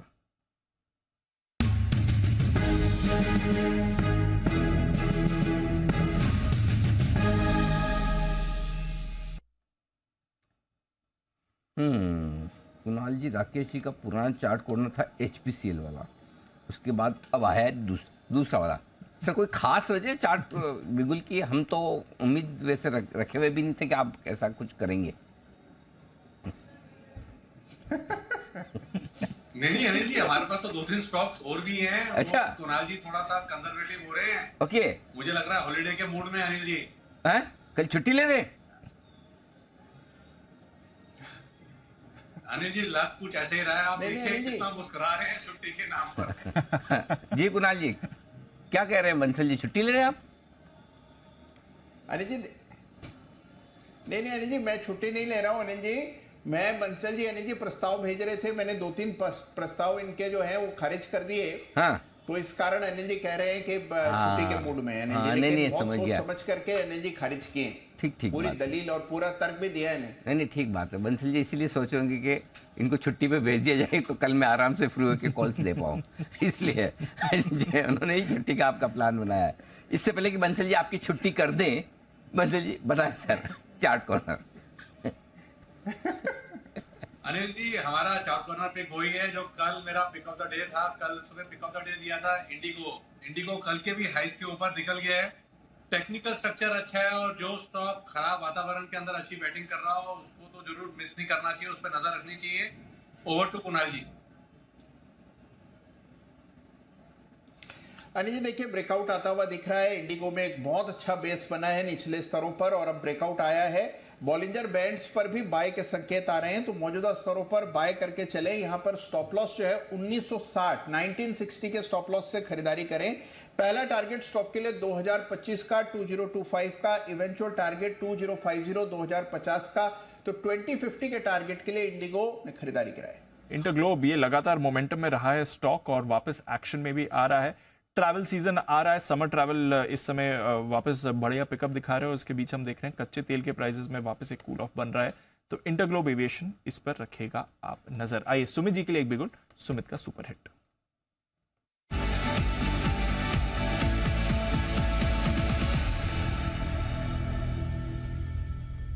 सुमित जी बताएं सर। दिवांशु, एक सेल कॉल ही रडार पे आया है मेरे। स्टॉक का अभी फ्यूचर्स में भाव चल रहा है 168 रुपए 5 पैसे। स्टॉक का नाम है एनटीपीसी। एनटीपीसी के अंदर कंटिन्यूसली दबाव देखने को मिल रहा है। रिसेंट के लो तो ब्रेक हो ही चुके हैं, कल ही स्टॉक ने रिसेंट के लो ब्रेक कर दिए थे। इनफैक्ट परसों ही स्टॉक के अंदर आज भी सुबह से सब दबाव ही देखने को मिल रहा है और मेरे को ऐसा लग रहा है कि स्टॉक के अंदर यहां से नीचे में 164 रुपए से लेके 162 रुपए तक के लेवल एनटीपीसी में शॉर्ट टर्म में ट्रेडिंग के लिहाज से देखने को मिल सकते हैं। जिन्होंने सेल का व्यू लिया है वो लोग होल्ड करें, यहाँ पे फ्रेश बिकवाली करें। छोटा सा स्टॉप लॉस स्टॉक के अंदर ऊपर में बैठेगा 171 के आसपास का रेजिस्टेंस है, तो 170 के ऊपर का स्टॉप लॉस लगा के एनटीपीसी के अंदर बिकवाली करें। नीचे के अंदर 164 162 ये लेवल ट्रेडिंग के लिहाज से 2-3 दिनों के अंदर देखने को मिल सकते हैं, तो बिकवाली करके चलने का सलाह रहेगा एनटीपीसी। एनटीपीसी में 168 के आसपास बेचना है, 170 का स्टॉप लॉस, 164 और 162, 164 162 ये दो टारगेट के लिए एनटीपीसी में करनी है बिकवाली। दीप, मेरा एक सजेशन है, आप दे दूं? जी सर प्लीज। और बाकी एक्सपर्ट से भी एक बार जरा कंफर्म करा लें कि सजेशन ठीक है कि नहीं। तो सजेशन मेरा ये है कि सुमित जी को और आशु जी को एक साथ पैनल पे नहीं बिठाना चाहिए। अच्छा, हाँ। क्यों? क्योंकि अब फिर सुमित जी इतने शॉर्ट कॉल देते, आशु जी कुछ बोलते ही नहीं, चुपचाप आशु जी बोलते मेरा काम तो हो रहा है, आदमी लगा रखे, आउटसोर्स कर दिया आदमी लगा रखे, मैं क्यों करूं। तो आशु जी अपने 2-3 कॉल जो देखे आराम से बैठे। अब क्या है, आशु जी नहीं दे रहे, वो ठीक है, कोई बात नहीं, सबको ऑब्जर्व कर रहे हैं, कौन क्या कर रहे हैं, कौन क्या कर रहे हैं, नोट्स बनाते रहते हैं। बाद में मौका लेने पर है ना वो अपना निकाल के यस है ना हर बार। नहीं तो क्या है, थोड़ा दबाव रहेगा आशु जी पे कि मुझे भी कुछ देना है, नहीं तो सुमित जी के चक्कर में। कुणाल जी, क्या ये प्रस्ताव ठीक है? अगर हाँ या ना, आपकी क्या सलाह है, जरा बताइए। नहीं अनिल जी, अगर आप आशु जी को किसी बात में व्यस्त कर भी लेंगे अनिल जी, हाँ। तो ये अनिल जी नोट्स बनाने का काम आउटसोर्स करवा देंगे अनिल जी। अभी तो खुद सब पर निगाह रखे हुए हैं, फिर किसी को अनिल जी हायर करके सब पर निगाह रखाएंगे, तो जो चल रहा है वैसे ही चलते रहने दीजिए। मुझे तो डाउट ये लग रहा है कि कुणाल जी से तो आउटसोर्स नहीं करवाते नोट्स बनाने का काम। यहाँ तक तो हमारा दिमाग ही नहीं पहुंचा कि नोट्स बनाने वाला काम भी आउटसोर्स हो सकता है। जी बंसल जी। देखिए अनिल जी, पहली बात तो अनिल जी कुछ भी नहीं करना चाहिए, बिल्कुल कुणाल जी की बात से इत्तेफाक रखता हूँ अनिल जी, इसलिए कि पहले तो अनिल जी आशु जी का, जैसा भी कुणाल जी ने बोला, अनिल जी आपके हमारे आशु जी के सबके चाहने वाले अनिल जी बहुत छोटी छोटी जगह पर बैठे हुए हैं। हाँ। और वो नोट्स बना के आशु जी को भेजते रहते हैं, तो आशु जी ऑन एयर ऑफ एयर वो नोट्स तो बनते रहेंगे, आशु जी की ऑब्जर्वेशन चालू रहेगी। और दूसरा अनिल जी, सुमित जी का अनिल जी एक कॉम्प्लीमेंट भूल गया अनिल जी, जब आप वो एक लंबे वाले अवकाश में गए थे अनिल जी, हाँ। तो सुमित जी अनिल जी एकदम गुड स्टूडेंट की तरह 8 बजे बैठते थे। 1-2 बार तो आपने नोट नहीं करा होगा जिसने कि बिना कंघी के भी अनिल जी बैठ गए थे, मतलब के बाद पूरा समर के बैठे थे अनिल जी, बिल्कुल 8 बजे बैठ जाते थे निफ्टी बैंक का अपडेट देने के लिए। और तब से आप देखिए थोड़ा पंचुअलिटी से टाइम से भी आ रहे हैं। सुमित जी भी अनिल जी बिल्कुल ऑफिशियली उनके साथ भी कुछ छेड़छाड़ नहीं होनी चाहिए। हाँ, वो तो उनको लगा ना कि अगर भाई देखो कुर्सी कोई ये वाली लेनी है तो फिर टाइम से आके बैठना ही पड़ेगा। जी आशु सर, स्टेप बना। नहीं अनिल जी, ये जो राकेश जी ने कहा है ना, ये बिल्कुल ठीक बोला है कि कोई आउटसोर्सिंग की जरूरत नहीं है अनिल जी। वो पता नहीं अब आपने ऐसी इमेज बना दी है कि वो जो ब्रेकआउट्स वाली कॉल होती है या तेजी वाली होती है उसमें कुछ हो जाए ना तो पब्लिक ही अनिल जी मतलब टैग कर करके मुझे भेजती है। और कभी कभी तो अनिल जी मुझे हाथ जोड़ के पर्सनल मैसेज भेजने पड़ते हैं कि मैं समाज का ठेकेदार नहीं हूँ मैं सिर्फ कुछ चीजों का कोशिश करता हूँ ध्यान रखने के लिए। प्लीज मुझे हर चीज में टैग करके कहीं भी कुछ गलत हो रहा मत भेजा करिए अनिल जी। बहुत ऑकवर्ड सिचुएशन हो जाती है, मतलब रिएक्ट करूं तो प्रॉब्लम, नहीं करूं तो प्रॉब्लम। तो ये राकेश जी की ऑब्जर्वेशन है ना। आजकल ये मेरे पे कुछ अनिल जी कुछ अलग से रिसर्च कर रहे हैं और ये कुछ टाइम हमने गोवा भी साथ बिताया है। तो अनिल जी अभी बहुत नई नई चीजें ना मेरे बारे में बता के और मतलब कुछ करते रहते हैं और अब नेक्स्ट लेवल तक लेके जाएंगे कहीं पे। समझ गया मैं। इसका मतलब क्लियर है कि कहीं मतलब लोग मतलब काफी लोग ऐसे हैं दर्शक जिनको लगा किसी स्टॉक की पिटाई करवानी तो सुपारी आप आशु जी को दे दो उनका तीसरा नेत्र खुल गया तो बस पूछो मत क्या होगा। आइए बढ़ते आगे। यूनाइटेड ब्रूवरीज रहेगा एक्शन में, और एक्शन में इसलिए रहेगा कि इसकी जो प्रोमोटर कंपनी क्या बोलेगा, हाइनेकेन मतलब वही मतलब कुछ ऐसे पेय पदार्थ बनाती होगी। ये तो वर्ल्ड लार्जेस्ट। ओ अच्छा, वर्ल्ड लार्जेस्ट है। हाँ, तो उसके नतीजे आए हैं और उनके नतीजों का क्या असर, उससे क्या कोरिलेशन यूनाइटेड ब्रूवरीज के लिए बन सकता है, नूपुर हमें बता रही। नूपुर बताएं। बिल्कुल सर, पूरे नतीजे देखेंगे अगर हेनिगन के Q1 के तो आपको आय में 9% की ग्रोथ दिखेगी, लेकिन वॉल्यूम्स 3% से इस बार गिर कर आए। प्रॉब्लम एशिया पैसिफिक में थी, 10.5% की गिरावट है। लेकिन इंडिया को ड्रिल डाउन करे और सिर्फ इंडिया स्पेसिफिक देखे तो काफ़ी सरप्राइजिंग नंबर्स यहाँ पर निकल के आ रहे हैं, क्योंकि भारत में उनका कहना है कि भारत में इस बार हाई सिंगल डिजिट मतलब 8 से 9% की आय में ग्रोथ हो सकती है। बाजार अनुमान लेके चल रहा था कि यूबीएल की जो आय है वो फ्लैट अनुमान था Q4 का, तो ये एक पॉजिटिव सरप्राइज यहाँ से सामने आया है। साथ ही साथ उनका ये भी कहना है कि प्राइसिंग और वॉल्यूम ग्रोथ दोनों ही मजबूत रहे हैं इंडिया में, और बियर के जो वॉल्यूम है वो 4 से 5% की ग्रोथ दिखा रहे हैं। जो फ्लैट एक्सपेक्टेशन थी वॉल्यूम ग्रोथ की, वहाँ पे 4 से 5% की ग्रोथ हेनिकन ने रिपोर्ट की है इंडिया बिजनेस में। प्रीमियम पोर्टफोलियो की बात करें तो उनका कहना है कि यहाँ पे तो ग्रोथ काफ़ी ज़्यादा स्ट्रॉन्ग है, और जो किंगफिशर अल्ट्रा और हेनिकन सिल्वर है उसमें 14 से 15% की ग्रोथ उन्होंने देखी है इंडिया बिजनेस में। तो बाकी के बिजनेस, अमेरिका का बिजनेस अच्छा है, एशिया पैसिफिक में वियतनाम में थोड़ी प्रॉब्लम है, लेकिन इंडिया स्पेसिफिक जो बिजनेस है वो काफ़ी अच्छा कर रहा है। और यूबीएल का जो एस्टिमेट बन रहा था कि फ्लैट ग्रोथ रहेगी Q4 में, उसके अगेंस्ट ये बहुत सरप्राइजिंग है और काफ़ी पॉजिटिव भी है। एशिया के आप कह रहे हैं ग्रोथ कम है, एशिया में 10.5% की गिरावट है क्योंकि वियतनाम में थोड़ी प्रॉब्लम थी, लेकिन इंडिया स्पेसिफिक जो प्रेजेंटेशन आया उसमें वो पॉजिटिव निकल के आया। तो फिर इससे इंडिया का संकेत नॉट नेसेसरली लेना चाहिए, ले सकते हैं मतलब यूबीएल के नंबर्स अच्छे आ सकते हैं। ठीक है, तो बट ओवरऑल हाइनेकेन के नंबर्स आप कह रहे हैं उतने खास नहीं। बियर वॉल्यूम में 3% की गिरावट है, अनुमान था कि 1.5% तक गिर के आएगा। ओके, तो थोड़ा ज्यादा अनुमान से गिर कर आई है।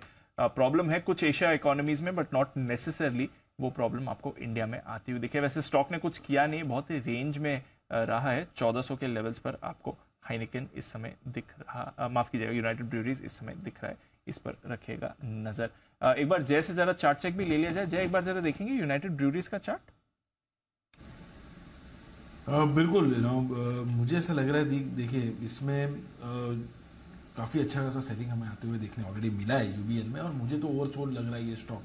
पॉजिटिव डाइवर्जेंस ये स्टॉक में काफ़ी समय से आपको देखने मिल रहा है। इनफैक्ट मैं कहूँगा लगभग 1450 से लेके जो एक गिरावट हमें 1350 तक लगभग देखने मिली थी, उसमें मोमेंटम ज़्यादा लॉस हुआ नहीं है। तो यहाँ पे आपको शॉर्ट कवरिंग आते हुए रेदर देखने मिल सकती है, at least till the time of expiry. ये सीरीज़ में अगर आप देखेंगे तो ओवरऑल एक डाउन ट्रेंड में रहा है, but towards the end of the expiry हमें इसमें शॉर्ट कवरिंग आते हुए देखने मिले। 1405 के आसपास ये स्टॉक ट्रेड कर रहा है। ऑन द लोअर साइड दीप मैं कहूँगा कि 1370 के आसपास एक मजबूत सपोर्ट है इसका, so nearly around 35 points down, that is around 3%। सो 2-3% नीचे ही एक अच्छा सपोर्ट है। ऊपर में लगभग आपको इसमें शॉर्ट कवरिंग 1450 से लेके 1470 जो अपर एंड ऑफ द रेंज है वहाँ तक आपको देखने मिल सकती है। तो ये है आपके लिए यूनाइटेड ब्रूवरीज, यहाँ पर रखनी है नजर। जाइडस लाइफ साइंसेज, इस पर भी रखिए नजर। इनकी एक दवा को यूएस एफडीए से अंतिम मंजूरी मिलती हुई दिख रही है। स्टॉक हालांकि एकदम फ्लैट है, कुछ कर नहीं रहा इस समय कारोबार में, बट एक दवा है जिसकी वजह से जिससे यूएस की एफडीए की अंतिम मंजूरी मिली। उतनी बड़ी दवा नहीं है, करीब $3.5 करोड़ पर साल की यहाँ पर सेल है। तो कुछ ज़्यादा बड़ी दवा नहीं है, बट अगेन रिसेंटली थोड़ा फार्मा स्टॉक्स में एक्शन रहा भी है, तो ये एक काउंटर है जो अपने आप रेडार पर रख सकते हैं। जाइडस लाइफ साइंसेज इसके लिए अच्छी खबर आ रही है। बट आज थोड़ा रोटेशन है। टायर स्टॉक्स जो कल बड़े एक्टिव दिख रहे थे, आज आपको फिसलते हुए दिख रहे हैं। बालकृष्ण इंडस्ट्रीज देखिए 4.5% का कट इस काउंटर में अभी अभी आया है, तो वीकनेस यहाँ पर थोड़ी आ रही है। कल बालकृष्ण, अपोलो, सीएट, जेके टायर्स इन सब में बड़ी मूव आई थी, आज थोड़ी मुनाफा वसूली और रिवर्सल ऑफ ट्रेड वो आते हुए देख रहे हैं। एक और काउंटर जहां पर आपको वीकनेस दिख रही है वो है आपके लिए आरबीएल बैंक। यहां पर आपको 3.5% का कट दिख रहा है। कल यहां पर एक अच्छा बाउंस बैक आया था, आज यहां पर रिवर्सल दिख रहा है। हिमांशु जी एक बार जरा आरबीएल बैंक देखें, आज वापस 150 के नीचे आ गया, क्या कह रही है इसकी चार्ट सर? शॉर्ट टर्म में चार्ट सेटअप पॉजिटिव है। हालांकि मेरा ऐसा मानना है कि अगर 150 के नीचे स्टॉक क्लोज होता है तो 146 से लेकर 144 रुपए तक के जो शॉर्ट टर्म में सपोर्ट जोन है वहां तक जो स्टॉक है वो रिट्रेस करता हुआ नजर आ सकता है। लेकिन ऑल इन ऑल एक मीडियम टू पोजिशनल पर्सपेक्टिव से ट्रेंड शॉर्ट टर्म का पॉजिटिव है। तो मुझे लगता है कि अगर 145-146 रुपए तक स्टॉक आता है तो वहां पर वापस से स्टॉक में खरीदारी देखने को मिल सकती है। आपके लिए राय आरबीएल बैंक पर आइए एक बिगुल कुणाल जी और राकेश जी के लिए आएगा थोड़ी देर में, पिक ऑफ द डे का। लेकिन उससे पहले आशु सर है तैयार अपने बिगुल के साथ। बताएं सर। अनिल जी देखिए, अगर आपको ध्यान हो पिछली वीकली एक्सपायरी में आखिरी 2 घंटे में 1-2 घंटे के अंदर बैंक निफ्टी में 500 पॉइंट की रिकवरी आई थी और वो 41,700-800 वाला 42,200 तक पहुंच गया था। और अनिल जी वो बड़ा फिरोशियस मूव था और उसका जो हैंगओवर रहता है, मतलब मार्केट में भी आया और अगले कुछ दिनों तक रहा। लेकिन अब पूरा जो एक्सपायरी निकल रही है अनिल जी, उसका मतलब एक होता है ना कि जैसे सूर्य कुमार यादव ने इतना बढ़िया मतलब ऐसा दिखाया कि हर जगह शॉट, और उसके अगले 5 मैचेस में आप देखिए आईपीएल में 0-0-0 ऐसा चल रहा है। तो अनिल जी वो एक होता है ना हैंगओवर रहता है कि नहीं यार बैट्समैन तो तगड़ा कभी भी मारेगा। बट अनिल जी कल मुझे लग रहा है कि जो जिस तरह का डेटा है कि बैंक निफ्टी ना मतलब एक नीचे की तरफ स्लिप वे दे सकता है। तो एक तरीका तो अनिल जी मैं इसलिए शेयर कर रहा हूं क्योंकि एक तो मैंने अभी स्प्रेड दिया जो मुझे अभी भी वो बेटर ट्रेड लगता है। लेकिन काफी लोग ये पूछते रहते हैं कि कोई और तरीका हो जिसमें पैसे कम लगे हैं। तो एक हीरो या जीरो ट्रेड आने जी, वैसे तो बेचने वाले के पैसे बनते हैं, लेकिन 41,600 की पुट 23 रुपए 22-23 रुपए में मिल रही है अनिल जी। मुझे लगता है कि हीरो जीरो ट्रेड के चलते इसको बीटीएसटी इस पुट को लेके जाना चाहिए 22-23 रुपए में। अगर अनिल जी अभी मैं बता रहा हूँ इम्प्रोवाइज, अगर मैं कॉल दे रहा हूँ, अगर लगता है कि 42,000 टूटेगा और उस सेंस में एक अच्छी गिरावट आ सकती है या एक फॉल दिख सकता है, तो अनिल जी ये तो 22-23 रुपए का रिस्क है। लेकिन अभी भी मैं बोलूंगा जो मैंने पहला स्प्रेड दिया 41,800-600 तक सेफ है 42, वो अभी भी बेटर है क्योंकि उसमें पैसे नहीं लग रहे, मार्जिन लग रहा है, इसमें पैसे लगते हैं। तो मैं दोनों ट्रेड इसलिए शेयर कर रहा हूं अनिल जी के ताकि आप भी इसको इंटरप्रेट कर पाए और लोगों को भी समझा पाऊं। तो अगर ऐसा कुछ करना है तो अनिल जी 41,600 की पुट 22-23 रुपए होनी चाहिए। क्या पता अनिल जी कल नीचे की मूव ऐसी कुछ दिखा दें। तो ऊपर का घर तो मुझे बैंक निफ्टी पेग लगता है, नीचे कितना जा सकता है this is a question mark. I think मतलब आप ने भी जो डेटा शेयर किया वो भी कर सकते हैं, बट मुझे लगता है कि अनिल जी पुट ना हाथ में बैंक निफ्टी की whether in the form of spread, इसलिए मैंने ये स्प्रेड भी दिया, इधर in the form of spread या 1:1 स्प्रेड इन द मनी के आसपास बना लें या आउट ऑफ द मनी थोड़ा सा ले लें। कुछ होना जरूर चाहिए अनिल जी कल के लिए। तो 41,600 का आउट ऑफ द मनी का पुट 22 रुपए में ले लें। वैसे चांस वाली बात है कि अगर कल बड़ा मूव आ गया एक्सपायरी के दिन नीचे का, जैसे पिछले एक्सपायरी में ऊपर का आया था, अगर नीचे का आ गया तो आपके 22 रुपए वाले बहुत सारे हो जाएंगे। नहीं तो कोई बात नहीं, 22 रुपए गए तो कोई भी ट्रेड बैंक निफ्टी में लेंगे तो 22 रुपए से कम तो क्या नुकसान का आप लगाएंगे, स्टॉप पर रिटर्न लगाएंगे। तो आइडिया तो ठीक है, आइडिया दूसरा भी ठीक है वैसे आशु जी का। कौन सा? जो सूर्य कुमार यादव से बैंक निफ्टी को कंपेयर करने ये कंपैरिजन। तो आशु जी प्रॉब्लम क्या है? सूर्य कुमार यादव अच्छे खिलाड़ी नहीं है, आपका क्या मानना है? मतलब ऐसा आजकल चल नहीं रहा है तो मतलब क्या बैंक निफ्टी जैसे है वो? हाँ Anil ji form is temporary, class is permanent. तो अनिल जी निफ्टी है बैंक निफ्टी, अंत में तो ऊपर ही जाना है। करेक्ट। लेकिन बीच में जब फॉर्म खराब हो तो नीचे वाला काम तो कर ले हम। तो भाई साहब बहुत कम प्लेयर तो ऐसे हैं जो इंडियन टीम में ज्यादा अच्छा खेलते हैं, आईपीएल में कम अच्छा खेल के। बाकी ज्यादातर तो ऐसे ही है जो आईपीएल में ज्यादा अच्छा खेलते हैं। सूर्य कुमार यादव को कम से कम है ना एनर्जी बचा के रखी है वर्ल्ड कप के लिए, वहाँ काम आएंगे, वहाँ ज्यादा जरूरी है उनका खेलना। वैसे तो पिछले साल के दुनिया में 2020 में नंबर 1 प्लेयर रहे हैं और पूरे साल भर हमने उनकी बैटिंग का बड़ा लुत्फ उठाया है, इसमें कोई डाउट। पिछले वाले मैच में थोड़ी सी फॉर्म आई थी, लेकिन ये वाले में वापस 7 रन बना के आउट गए। उसमें 40-42 कुछ बनाए थे, 45 आई थिंक 40 के ऊपर कुछ था, हाफ सेंचुरी नहीं मार पाए। कोई बात नहीं, क्या पता फाइनल के लिए रिजर्व रखी हो, सेमीफाइनल फाइनल अगर मुंबई इंडियन पहुंच गई तो। वैसे बाय द वे आशु जी, आजकल आपकी दिल्ली कैपिटल की क्या हाल है? अनिल जी अनिल जी मैं तो दिल्ली की टीम का कभी भी, मेरी फेवरेट टीम है अनिल जी लखनऊ। अच्छा, ये कब हुआ? लखनऊ की टीम में भी आके 1 साल हुआ। अनिल जी देखिए, नहीं हाँ 1 ही साल हुआ। अनिल जी देखिए, केएल राहुल और विराट कोहली ये 2 फेवरेट है। तो अनिल जी मैं एलएसजी, लखनऊ सुपर जायंट और आरसीबी, इन दोनों को सपोर्ट करता हूँ। मेरी 2 फेवरेट टीम्स अनिल जी। और Dhoni, just because of Dhoni, मुझे लगता है अगर ये नहीं आए तो फिर धोनी जीतना चाहिए बस। ठीक बात है, चलिए बढ़िया, सबकी अपनी अपनी चॉइसेस है। अच्छा बंसल जी कुछ कहना चाहते हैं दिल्ली की टीम पर? जी बंसल जी। नहीं अनिल जी, मैं भी अनिल जी दिल्ली की टीम का फैन नहीं हूँ, मैं भी सीएससी का फैन हूँ अनिल जी, चेन्नई सुपर किंग्स का। और वहां पर अनिल जी खास बात आप ये देखें कि जो match Anil ji Chennai super king के हो रहे हैं अनिल जी, उस मैचेस की टिकट्स अवेलेबल नहीं है, मतलब कि सब एडवांस बुकिंग में बिक रही है।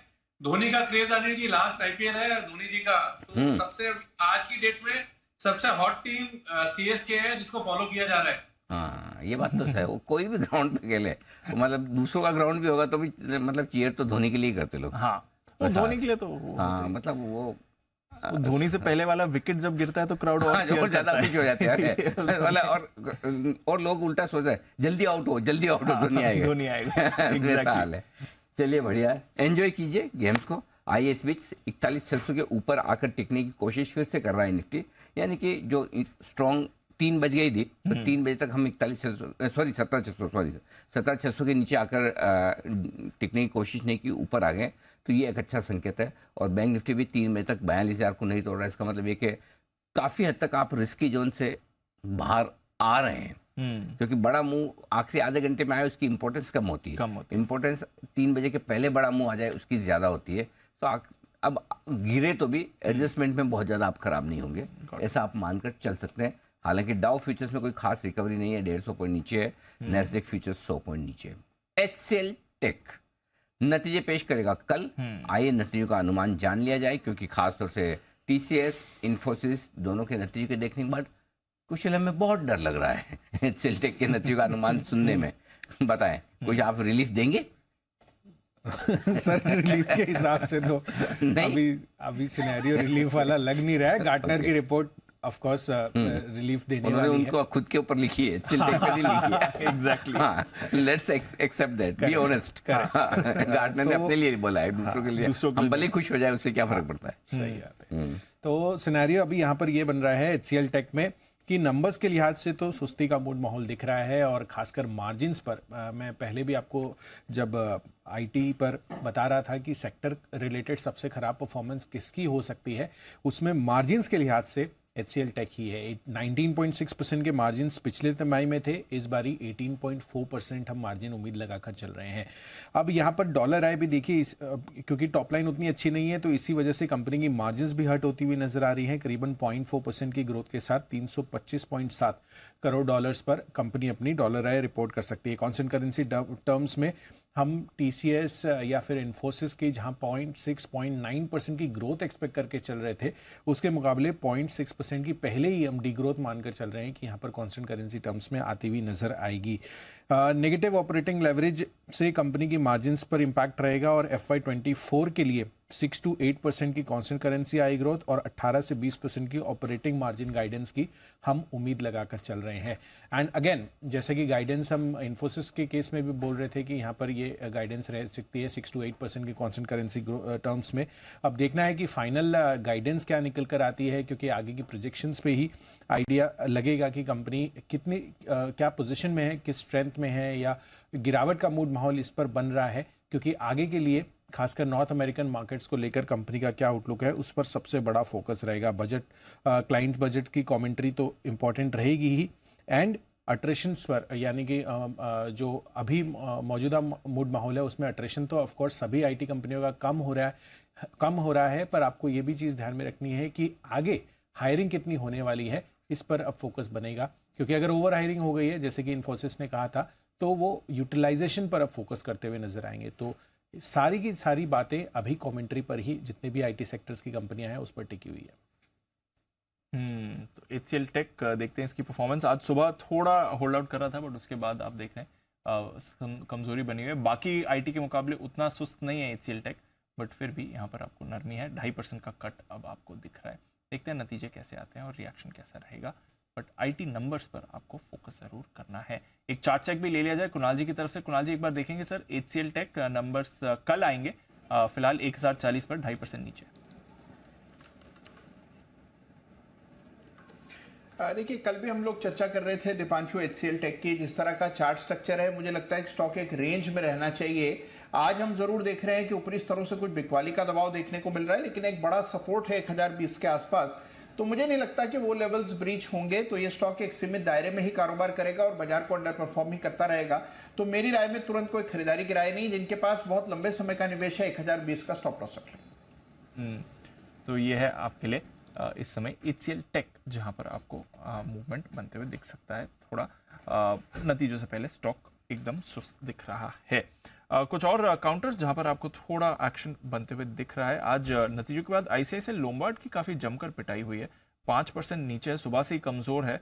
हम बात भी कर रहे थे, ब्रोकरेजेस हालांकि व्यू पॉजिटिव रखा है, बट टारगेट्स यहाँ पर उन्होंने ज़रूर काटे हैं, तो इस पर आपको एक्शन बनते हुए दिख सकता है। आइए एक कैश का ऑप्शन लेते हैं जय ठक्कर से।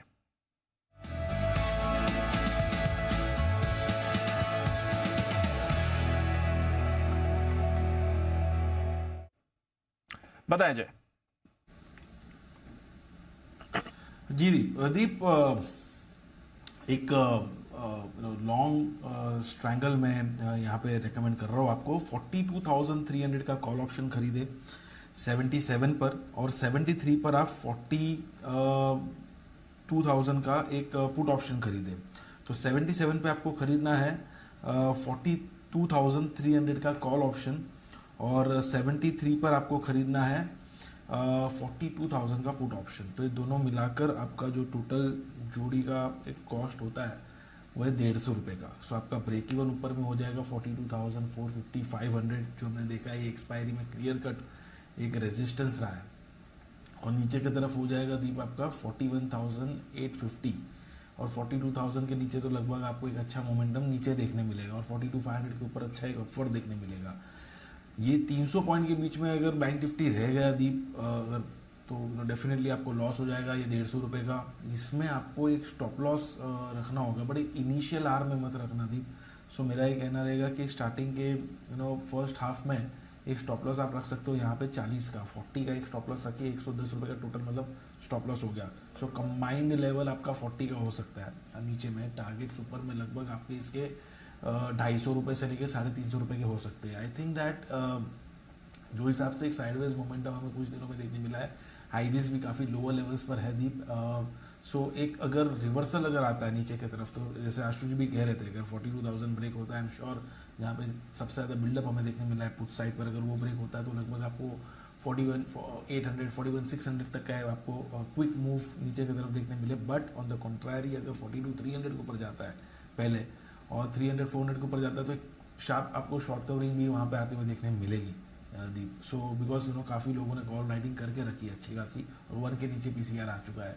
So looking at these data, मुझे ऐसा लग रहा है कि एक लॉन्ग ट्रायंगल इनिशिएट करे आइदर साइड का, अगर मूव आया तो आप बेनिफिट कर सकते हैं। बहुत इंटरेस्टिंग स्ट्रेटजी बनाई ने।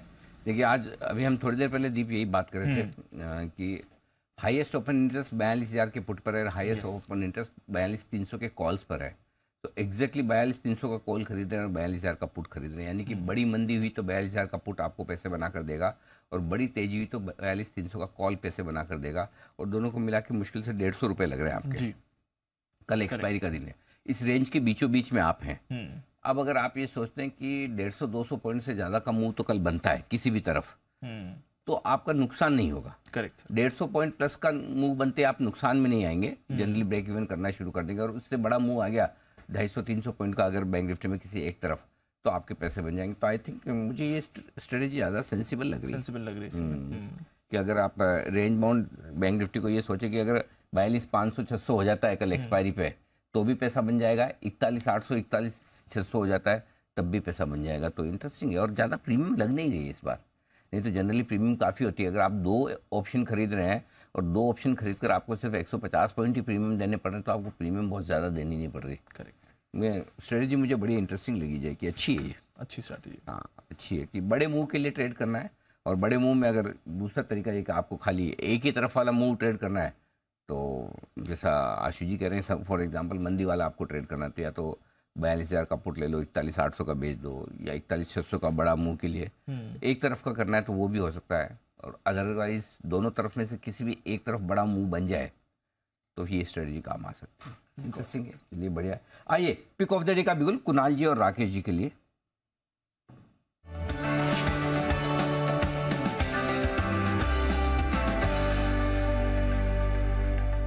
बताइए सर। अनिल जी, खरीदारी की राय है। अगेन ऑयल मार्केटिंग कंपनी अच्छी लग रही है और यहाँ पे आईओसी भी बड़ी खूबसूरती से निकल रहा है और टेक्निकली एक लेवल 78 रुपीज का एक लेवल को इसने क्रैक करा है। तो एक अच्छी तेजी का short term, medium term, long term तीनों नजरिए से एक प्रबल कैंडिडेट अच्छा स्टॉक है। ओवर टू कुणाल जी। अनिल जी देखिए, जिस तरह का चार्ट स्ट्रक्चर है इस स्टॉक पे कंसोलिडेशन हमने देखा और एक वॉलिटिलिटी कंसोलिडेशन होता हुआ दिख रहा है। बॉलिंजर बैंड में एक स्क्वीज हुआ और उसका ब्रेकआउट होता हुआ अब चार्ट पर नजर आ रहा है, तो बाय करके चलने की राय है। यहां पर एक स्टॉप लॉस रखना है, 77 रुपए 75 पैसे पर स्टॉप लॉस रखें। 77.75 का स्टॉप लॉस है। पहला टारगेट होगा 80 रुपए का, इवेंचुअल टारगेट 81 रुपए का। तो 80 और 81 के टारगेट के लिए आईओसी में खरीदारी करें। 80-81 के टारगेट के लिए आईओसी इस पर करें खरीदारी। ये है आपके लिए राय राकेश जी, कुणाल जी की तरफ से। पिक ऑफ द डे कल का काम आज ही। एक बिगुल सुमित जी के लिए, सुमित का सुपर हिट।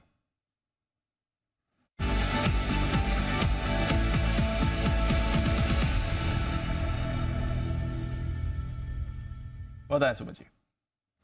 दीपांशु, बाय का स्टॉक रडार पे आया है।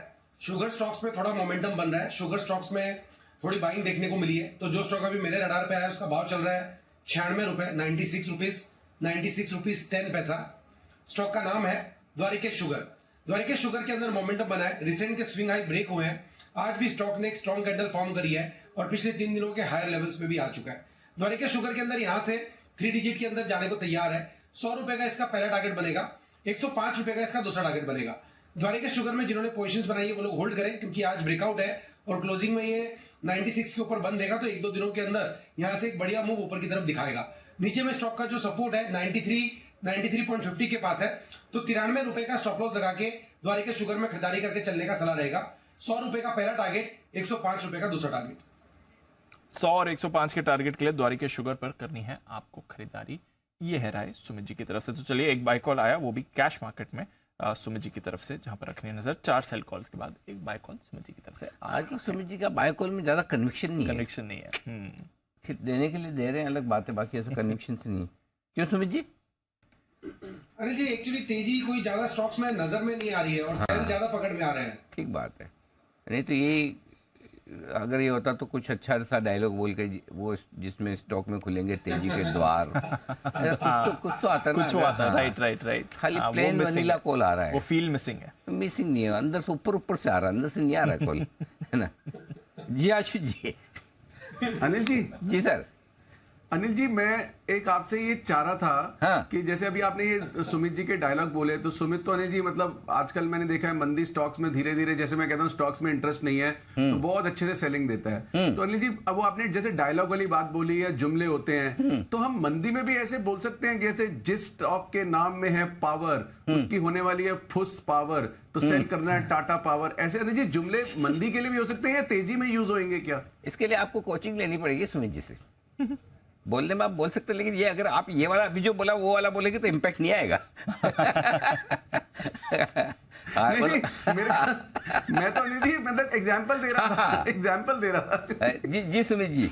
अनिल जी, मंदी में भी डायलॉग दिए हैं, आशु जी शायद भूल गए। आईसीआईसीआई प्रू स्टॉक का नाम है, आईसीआईसीआई प्रू, और इसमें बिकवाली हुई है शुरू। तो ये स्टॉक में कंटिन्यूसली कब से सेल दे रहा हूँ। ऐसे बहुत से एग्जांपल है, लेकिन ये जरूर बोल सकते हैं जी, ये ज्यादा डायलॉग तेजी से होते हैं। Ashish ji, just keep it simple, that's it जी।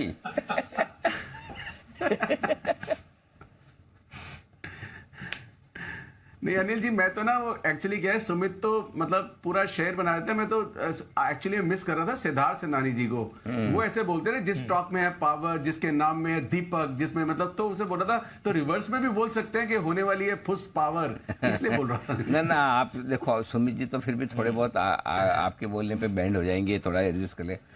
सिद्धार्थ जी को तो फर्क ही नहीं पड़ना, सिद्धार्थ जी तो अपने जोश से वापस बोलेंगे। हाँ अच्छा, जय कुछ कहना चाहते हैं जी? जय जी, मैं तो थोड़ा ऐड ही कर रहा था। सुमित ने जो कहा ICICI प्रू वो मंदी हो गई है शुरू, मैं कह रहा था कि आप छा गए गुरु।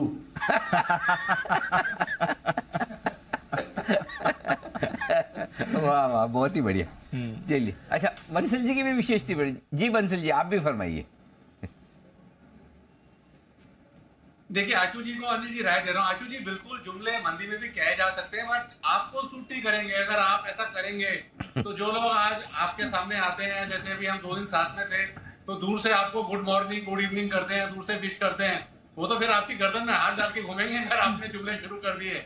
तो जिसका काम है उसी को करने दीजिए, आप इससे दूर रहें। चलिए, तो मैं भी आपके सामने का 2 लाइन पेश कर दूं। ICICI प्रू की बात निकली है तो स्टॉक का नाम है ICICI प्रू। इसका अनुमान अब होता है शुरू। ये आने वाले रिजल्ट्स, नुपुर बताइए इसका अनुमान। तो अनुमान है कि रिजल्ट्स अच्छे आ सकते हैं इस बार, क्योंकि नेट प्रीमियम इनकम अनुमान ये बता रहा है कि 11% से इस बार बढ़कर आ सकती है। 12,600 करोड़ का अनुमान है। APE देखेंगे तो 35% की ग्रोथ बाजार लेके चल रहा है। प्रॉफिट में भी 11% की बढ़त इस बार आप देख पाएंगे। 206 करोड़ का प्रॉफिट का अनुमान है। न्यू बिजनेस प्रीमियम काफी इंपॉर्टेंट पैरामीटर्स होते हैं, यहाँ पे देखें तो 12% की ग्रोथ का अनुमान है। AUM फिलहाल कंपनी का 2,40,000 करोड़ का इस बार बढ़कर 2,60,000 करोड़ के आसपास हो सकता है। 10% यहाँ पर भी ग्रोथ आ सकती है। इसके अलावा 3 चीज़ों पे और आपको नजर रखनी है। VNB मार्जिन इस बार एक्सपेक्टेशन है कि 28% से बढ़कर करीबन 33% के आसपास आ सकते हैं। सॉल्वेंसी जो रेशो है वो भी 204 से बढ़कर 210% के आसपास हो सकता है। और जो VNB मार्जिन VNB है जो फिलहाल 770 करोड़ के आसपास है, वहाँ पर 56% की ग्रोथ इस बार आ सकती है। तो net premium income, VNB margin में स्पेशली नजर रखनी है, ये दोनों पैरामीटर्स पे रहेगी नजर। इसके अलावा एक्सपेंस रेशो इस बार अनुमान है कि उम्मीद वहाँ पर ज़्यादा ग्रोथ नहीं होगी। VNB मार्जिन और इस कंपनी के आने वाले क्वार्टर्स पे मैनेजमेंट की कमेंट्री भी इंपॉर्टेंट रहने वाले, क्योंकि पिछले कुछ दिनों में देखा था कि टॉप मैनेजमेंट में कुछ बदलाव भी हुए थे, तो ये भी एक इम्पॉर्टेंट ट्रिगर पॉइंट है। ओके, तो यह आपके लिए ICICI प्रू। देखते हैं यहाँ पर आपको नतीजे कैसे आते हुए दिख सकते हैं। आइए 3-20 की अब अनिल जी की स्ट्रैटेजी ले लेते हैं।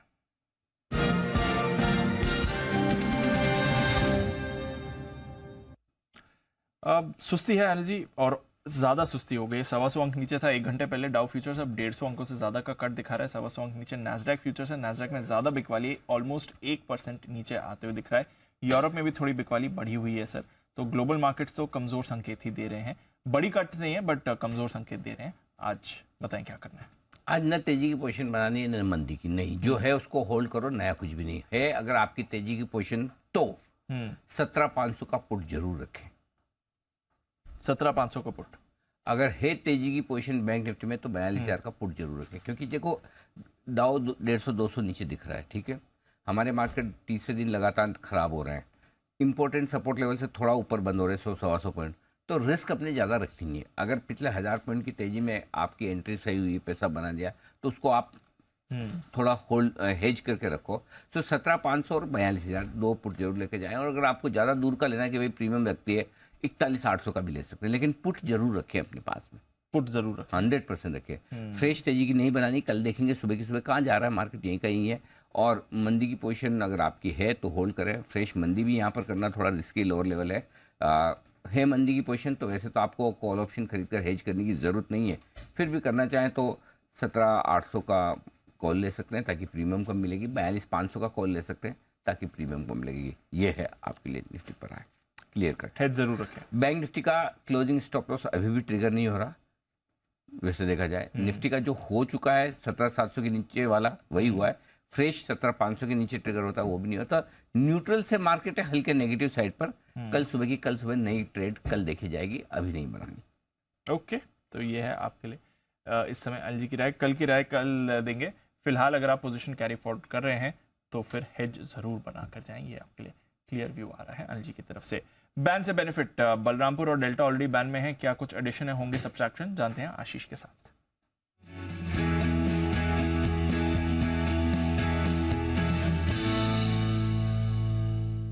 बताएं आशीष, एडिशन हो गए सब्ट्रैक्शन? दीपांशु सब्सट्रैक्शन ही होगा क्योंकि दो स्टॉक है आपके पास, डेल्टा कॉप और बलरामपुर चीनी, और दोनों स्टॉक में अगर आप देखें तो मार्केट वाइड पोजीशन लिमिट फिलहाल 80% के नीचे आ गई। आ गई दोनों कल बाहर आ जाएंगे, दोनों आ जाएंगे। वाह, वेरी और गुड। सर कोई स्टॉक एंट्री भी नहीं ले रहा है फिलहाल, कोई भी स्टॉक ऐसे नहीं जिसकी 90% भी हो मार्केट वाइड पोजीशन लिमिट। तो डेल्टा कॉप है करीब 79.7, बलरामपुर चीनी है 79, राउंड फिगर आपको बता रहा हूँ। तो ये दोनों स्टॉक जो है 80% से नीचे आ गए, बैन से बाहर आ जाएंगे। और फिलहाल जैसे कि मैंने आपको बताया कि कोई भी स्टॉक ऐसा नहीं है जिसकी पोजीशन 90% के ऊपर हो, 95% के पास हो, तो एंट्री किसी की नहीं है, दोनों स्टॉक जो है एग्जिट कर जाएंगे। ओके, तो दोनों स्टॉक एग्जिट के लिए तैयार हैं। बलरामपुर चीनी अभी थोड़ी देर पहले हम बात कर भी रहे थे, ये एक्शन में भी आ रहा है। Sugar stocks, sugar as a basket ही मूव कर रहा है। बलरामपुर ये एकमात्र वायदा कारोबार का स्टॉक, और अब ये भी बैन से बाहर आने की तैयारी में। एक बार कुणाल जी से इस पर बात भी कर लीजिए। कुणाल जी, सेकंड बिगेस्ट गेनर है वायदा कारोबार का, बैन से बाहर आने की तैयारी में, जरा राय दें सर बलरामपुर। देखिए, जिस तरह का चार्ट स्ट्रक्चर है सारे शुगर स्टॉक्स में बहुत अच्छा मोमेंटम बन रहा है दीपांशु, और स्टॉक में भी ब्रेकआउट आता हुआ दिख रहा है। तो मेरी राय में बिल्कुल जिनके पास पोजीशन है बने रहें, और ऊपर के लेवल्स बलरामपुर में देखने को मिल रहे हैं। एक फ्रेश ब्रेकआउट है और काफी बड़े समय बाद इस तरह का ब्रेकआउट देखने को मिल रहा है। तो मेरी राय में बिल्कुल पोजिशन को होल्ड करना चाहिए।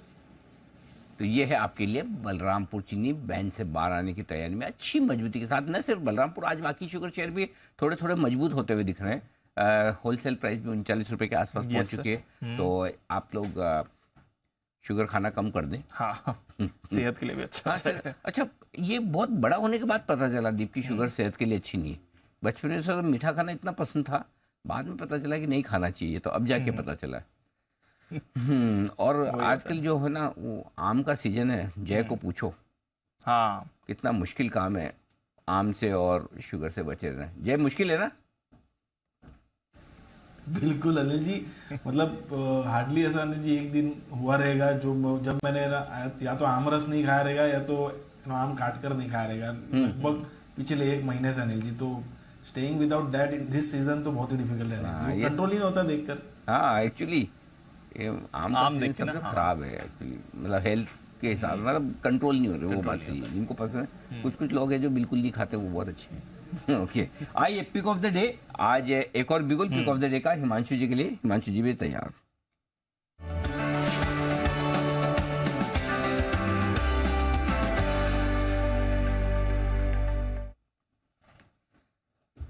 बताएं सर। जी अनिल जी, पहले छोटा सा अपडेट है। सुबह आज एसपीएल मिड कैप में एलजी इक्विपमेंट्स को खरीदारी की सलाह दी थी पोजीशनल पिक में। स्टॉक में जबरदस्त तेजी बनी हुई है, काफी ऊपर है स्टॉक हमारे रिकमेंडेड लेवल से। तो वहां पर स्टॉप लॉस को ट्रेल करें और अभी भी होल्ड करें, मुझे लगता है वहां पर अच्छी मूव और आते हुए नजर आ सकती है। अब अनिल जी, कल के लिए पिक ऑफ द डे जो है वो कैश सेगमेंट का स्टॉक है, और सेठी जी कई बार इस स्टॉक को रिकमेंड कर चुके हैं, लेकिन मुझे लगता है टेक्निकल पैरामीटर्स पर आज इसमें कंफर्मेशन आता हुआ नजर आ रहा है। स्टॉक का नाम है लेमन ट्री होटल्स, जो लगभग 83 रुपए के आसपास एनर्जी ट्रेड कर रहा है। और मुझे लगता है कि ये स्टॉक अब फाइनली एक अच्छी टेक्निकल कंसोलिडेशन के बाद एक मूव के लिए तैयार है। तो यहाँ पर ये मेरी तरफ से कल का पिक ऑफ द डे, आज ही बीटीएसटी करके चला जा सकता है। 86 और 88 ये दो टारगेट्स मुझे लगता है कल तक आते हुए नजर आ सकते हैं। 81 रुपए के स्टॉप लॉस के साथ लेमन ट्री होटल्स कल के लिए pick of the day. Pick of the day Himanshu ji की तरफ से। एक बिगुल जय ठक्कर के लिए, जय का जैकपॉट।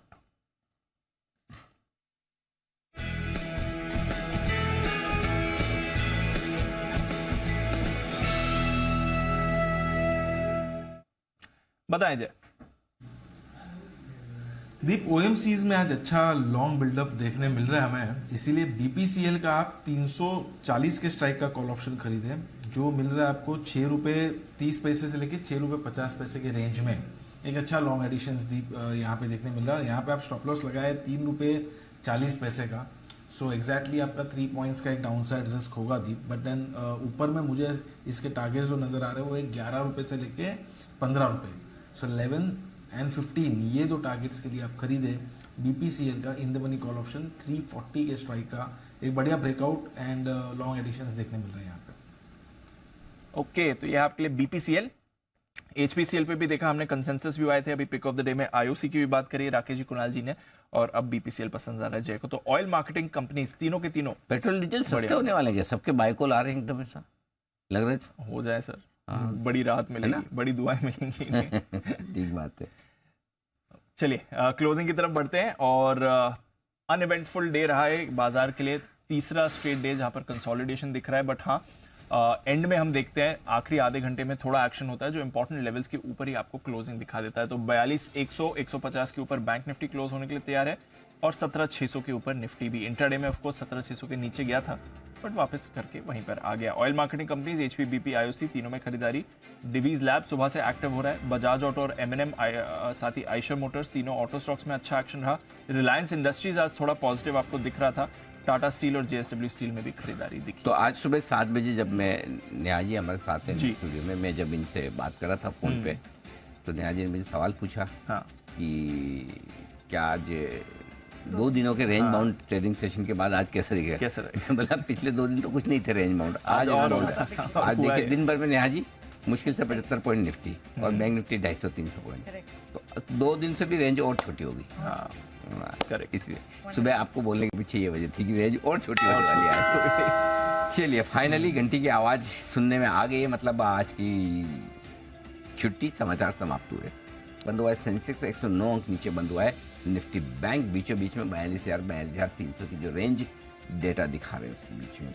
थोड़ी देर में आइए फाइनल क्लोजिंग आएगी, और वो भी इन्हीं के आसपास आएगी। ऐसा नहीं कि फाइनल क्लोजिंग में कोई बड़ा उतार चढ़ाव आ जाने वाला, पूरे दिन भर में ही नहीं आया तो पोस्ट क्लोजिंग में क्या आएगा। आइए बता दें आपको आज के बाजार बंद होने के बाद के एक्शन के बारे में। फंड में एंट्री की टाइमिंग जितनी जरूरी है उतना ही जरूरी ये भी है कि आप फंड से एग्जिट का भी प्लान करें। किसी फंड से निकलने का क्या पैमाना होना चाहिए? क्या अगर फंड लगातार नेगेटिव रिटर्न दे रहा है तो निकल जाएं?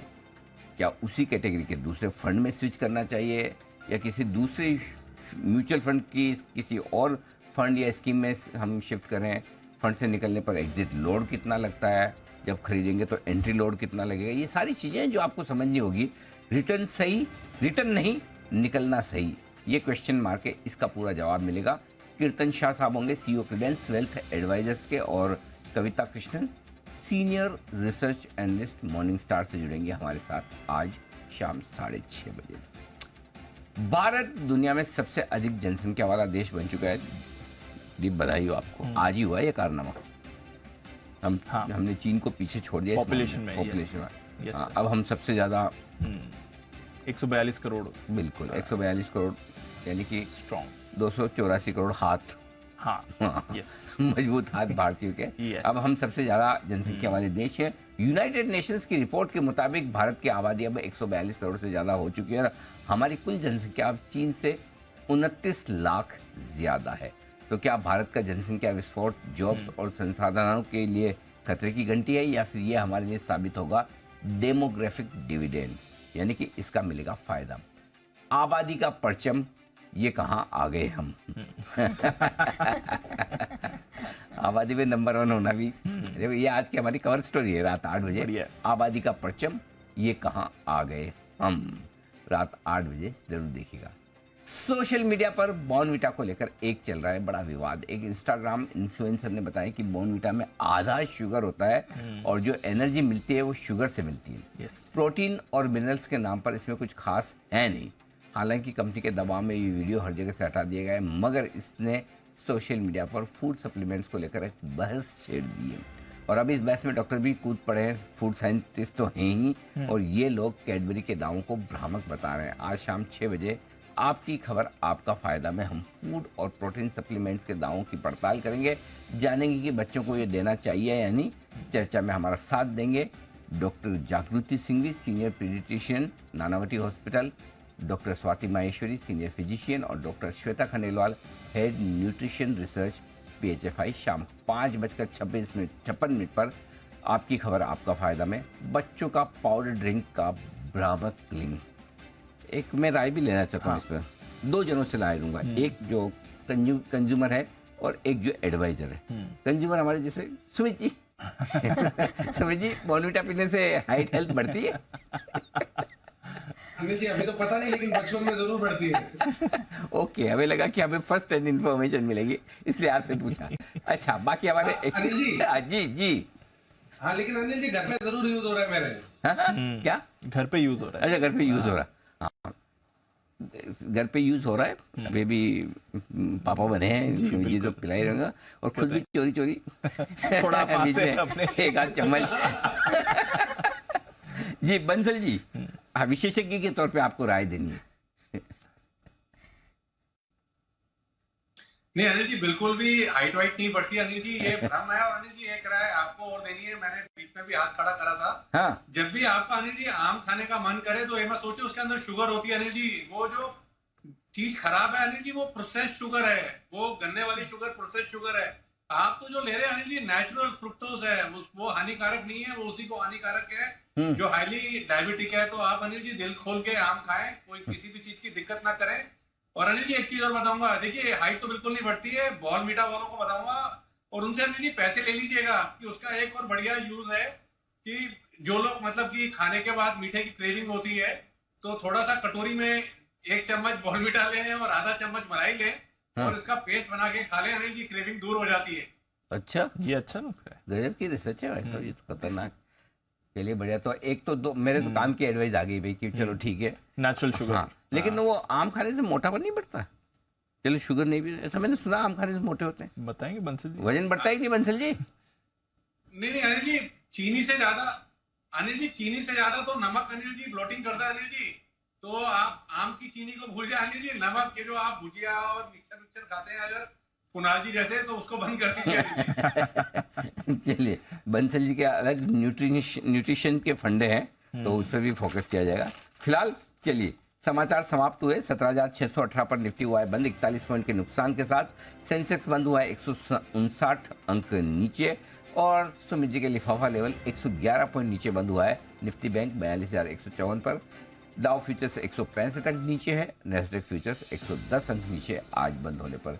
विदा लेंगे। कुणाल जी, राकेश जी, सुमित जी, आप तीनों का बहुत बहुत धन्यवाद। हिमांशु जी, जय ठक्कर साहब और आशु सर का भी बहुत बहुत शुक्रिया आज हमारा साथ देने के लिए। कल सुबह आप सबसे फिर होगी मुलाकात। मुझे और दीप को इजाजत दीजिए।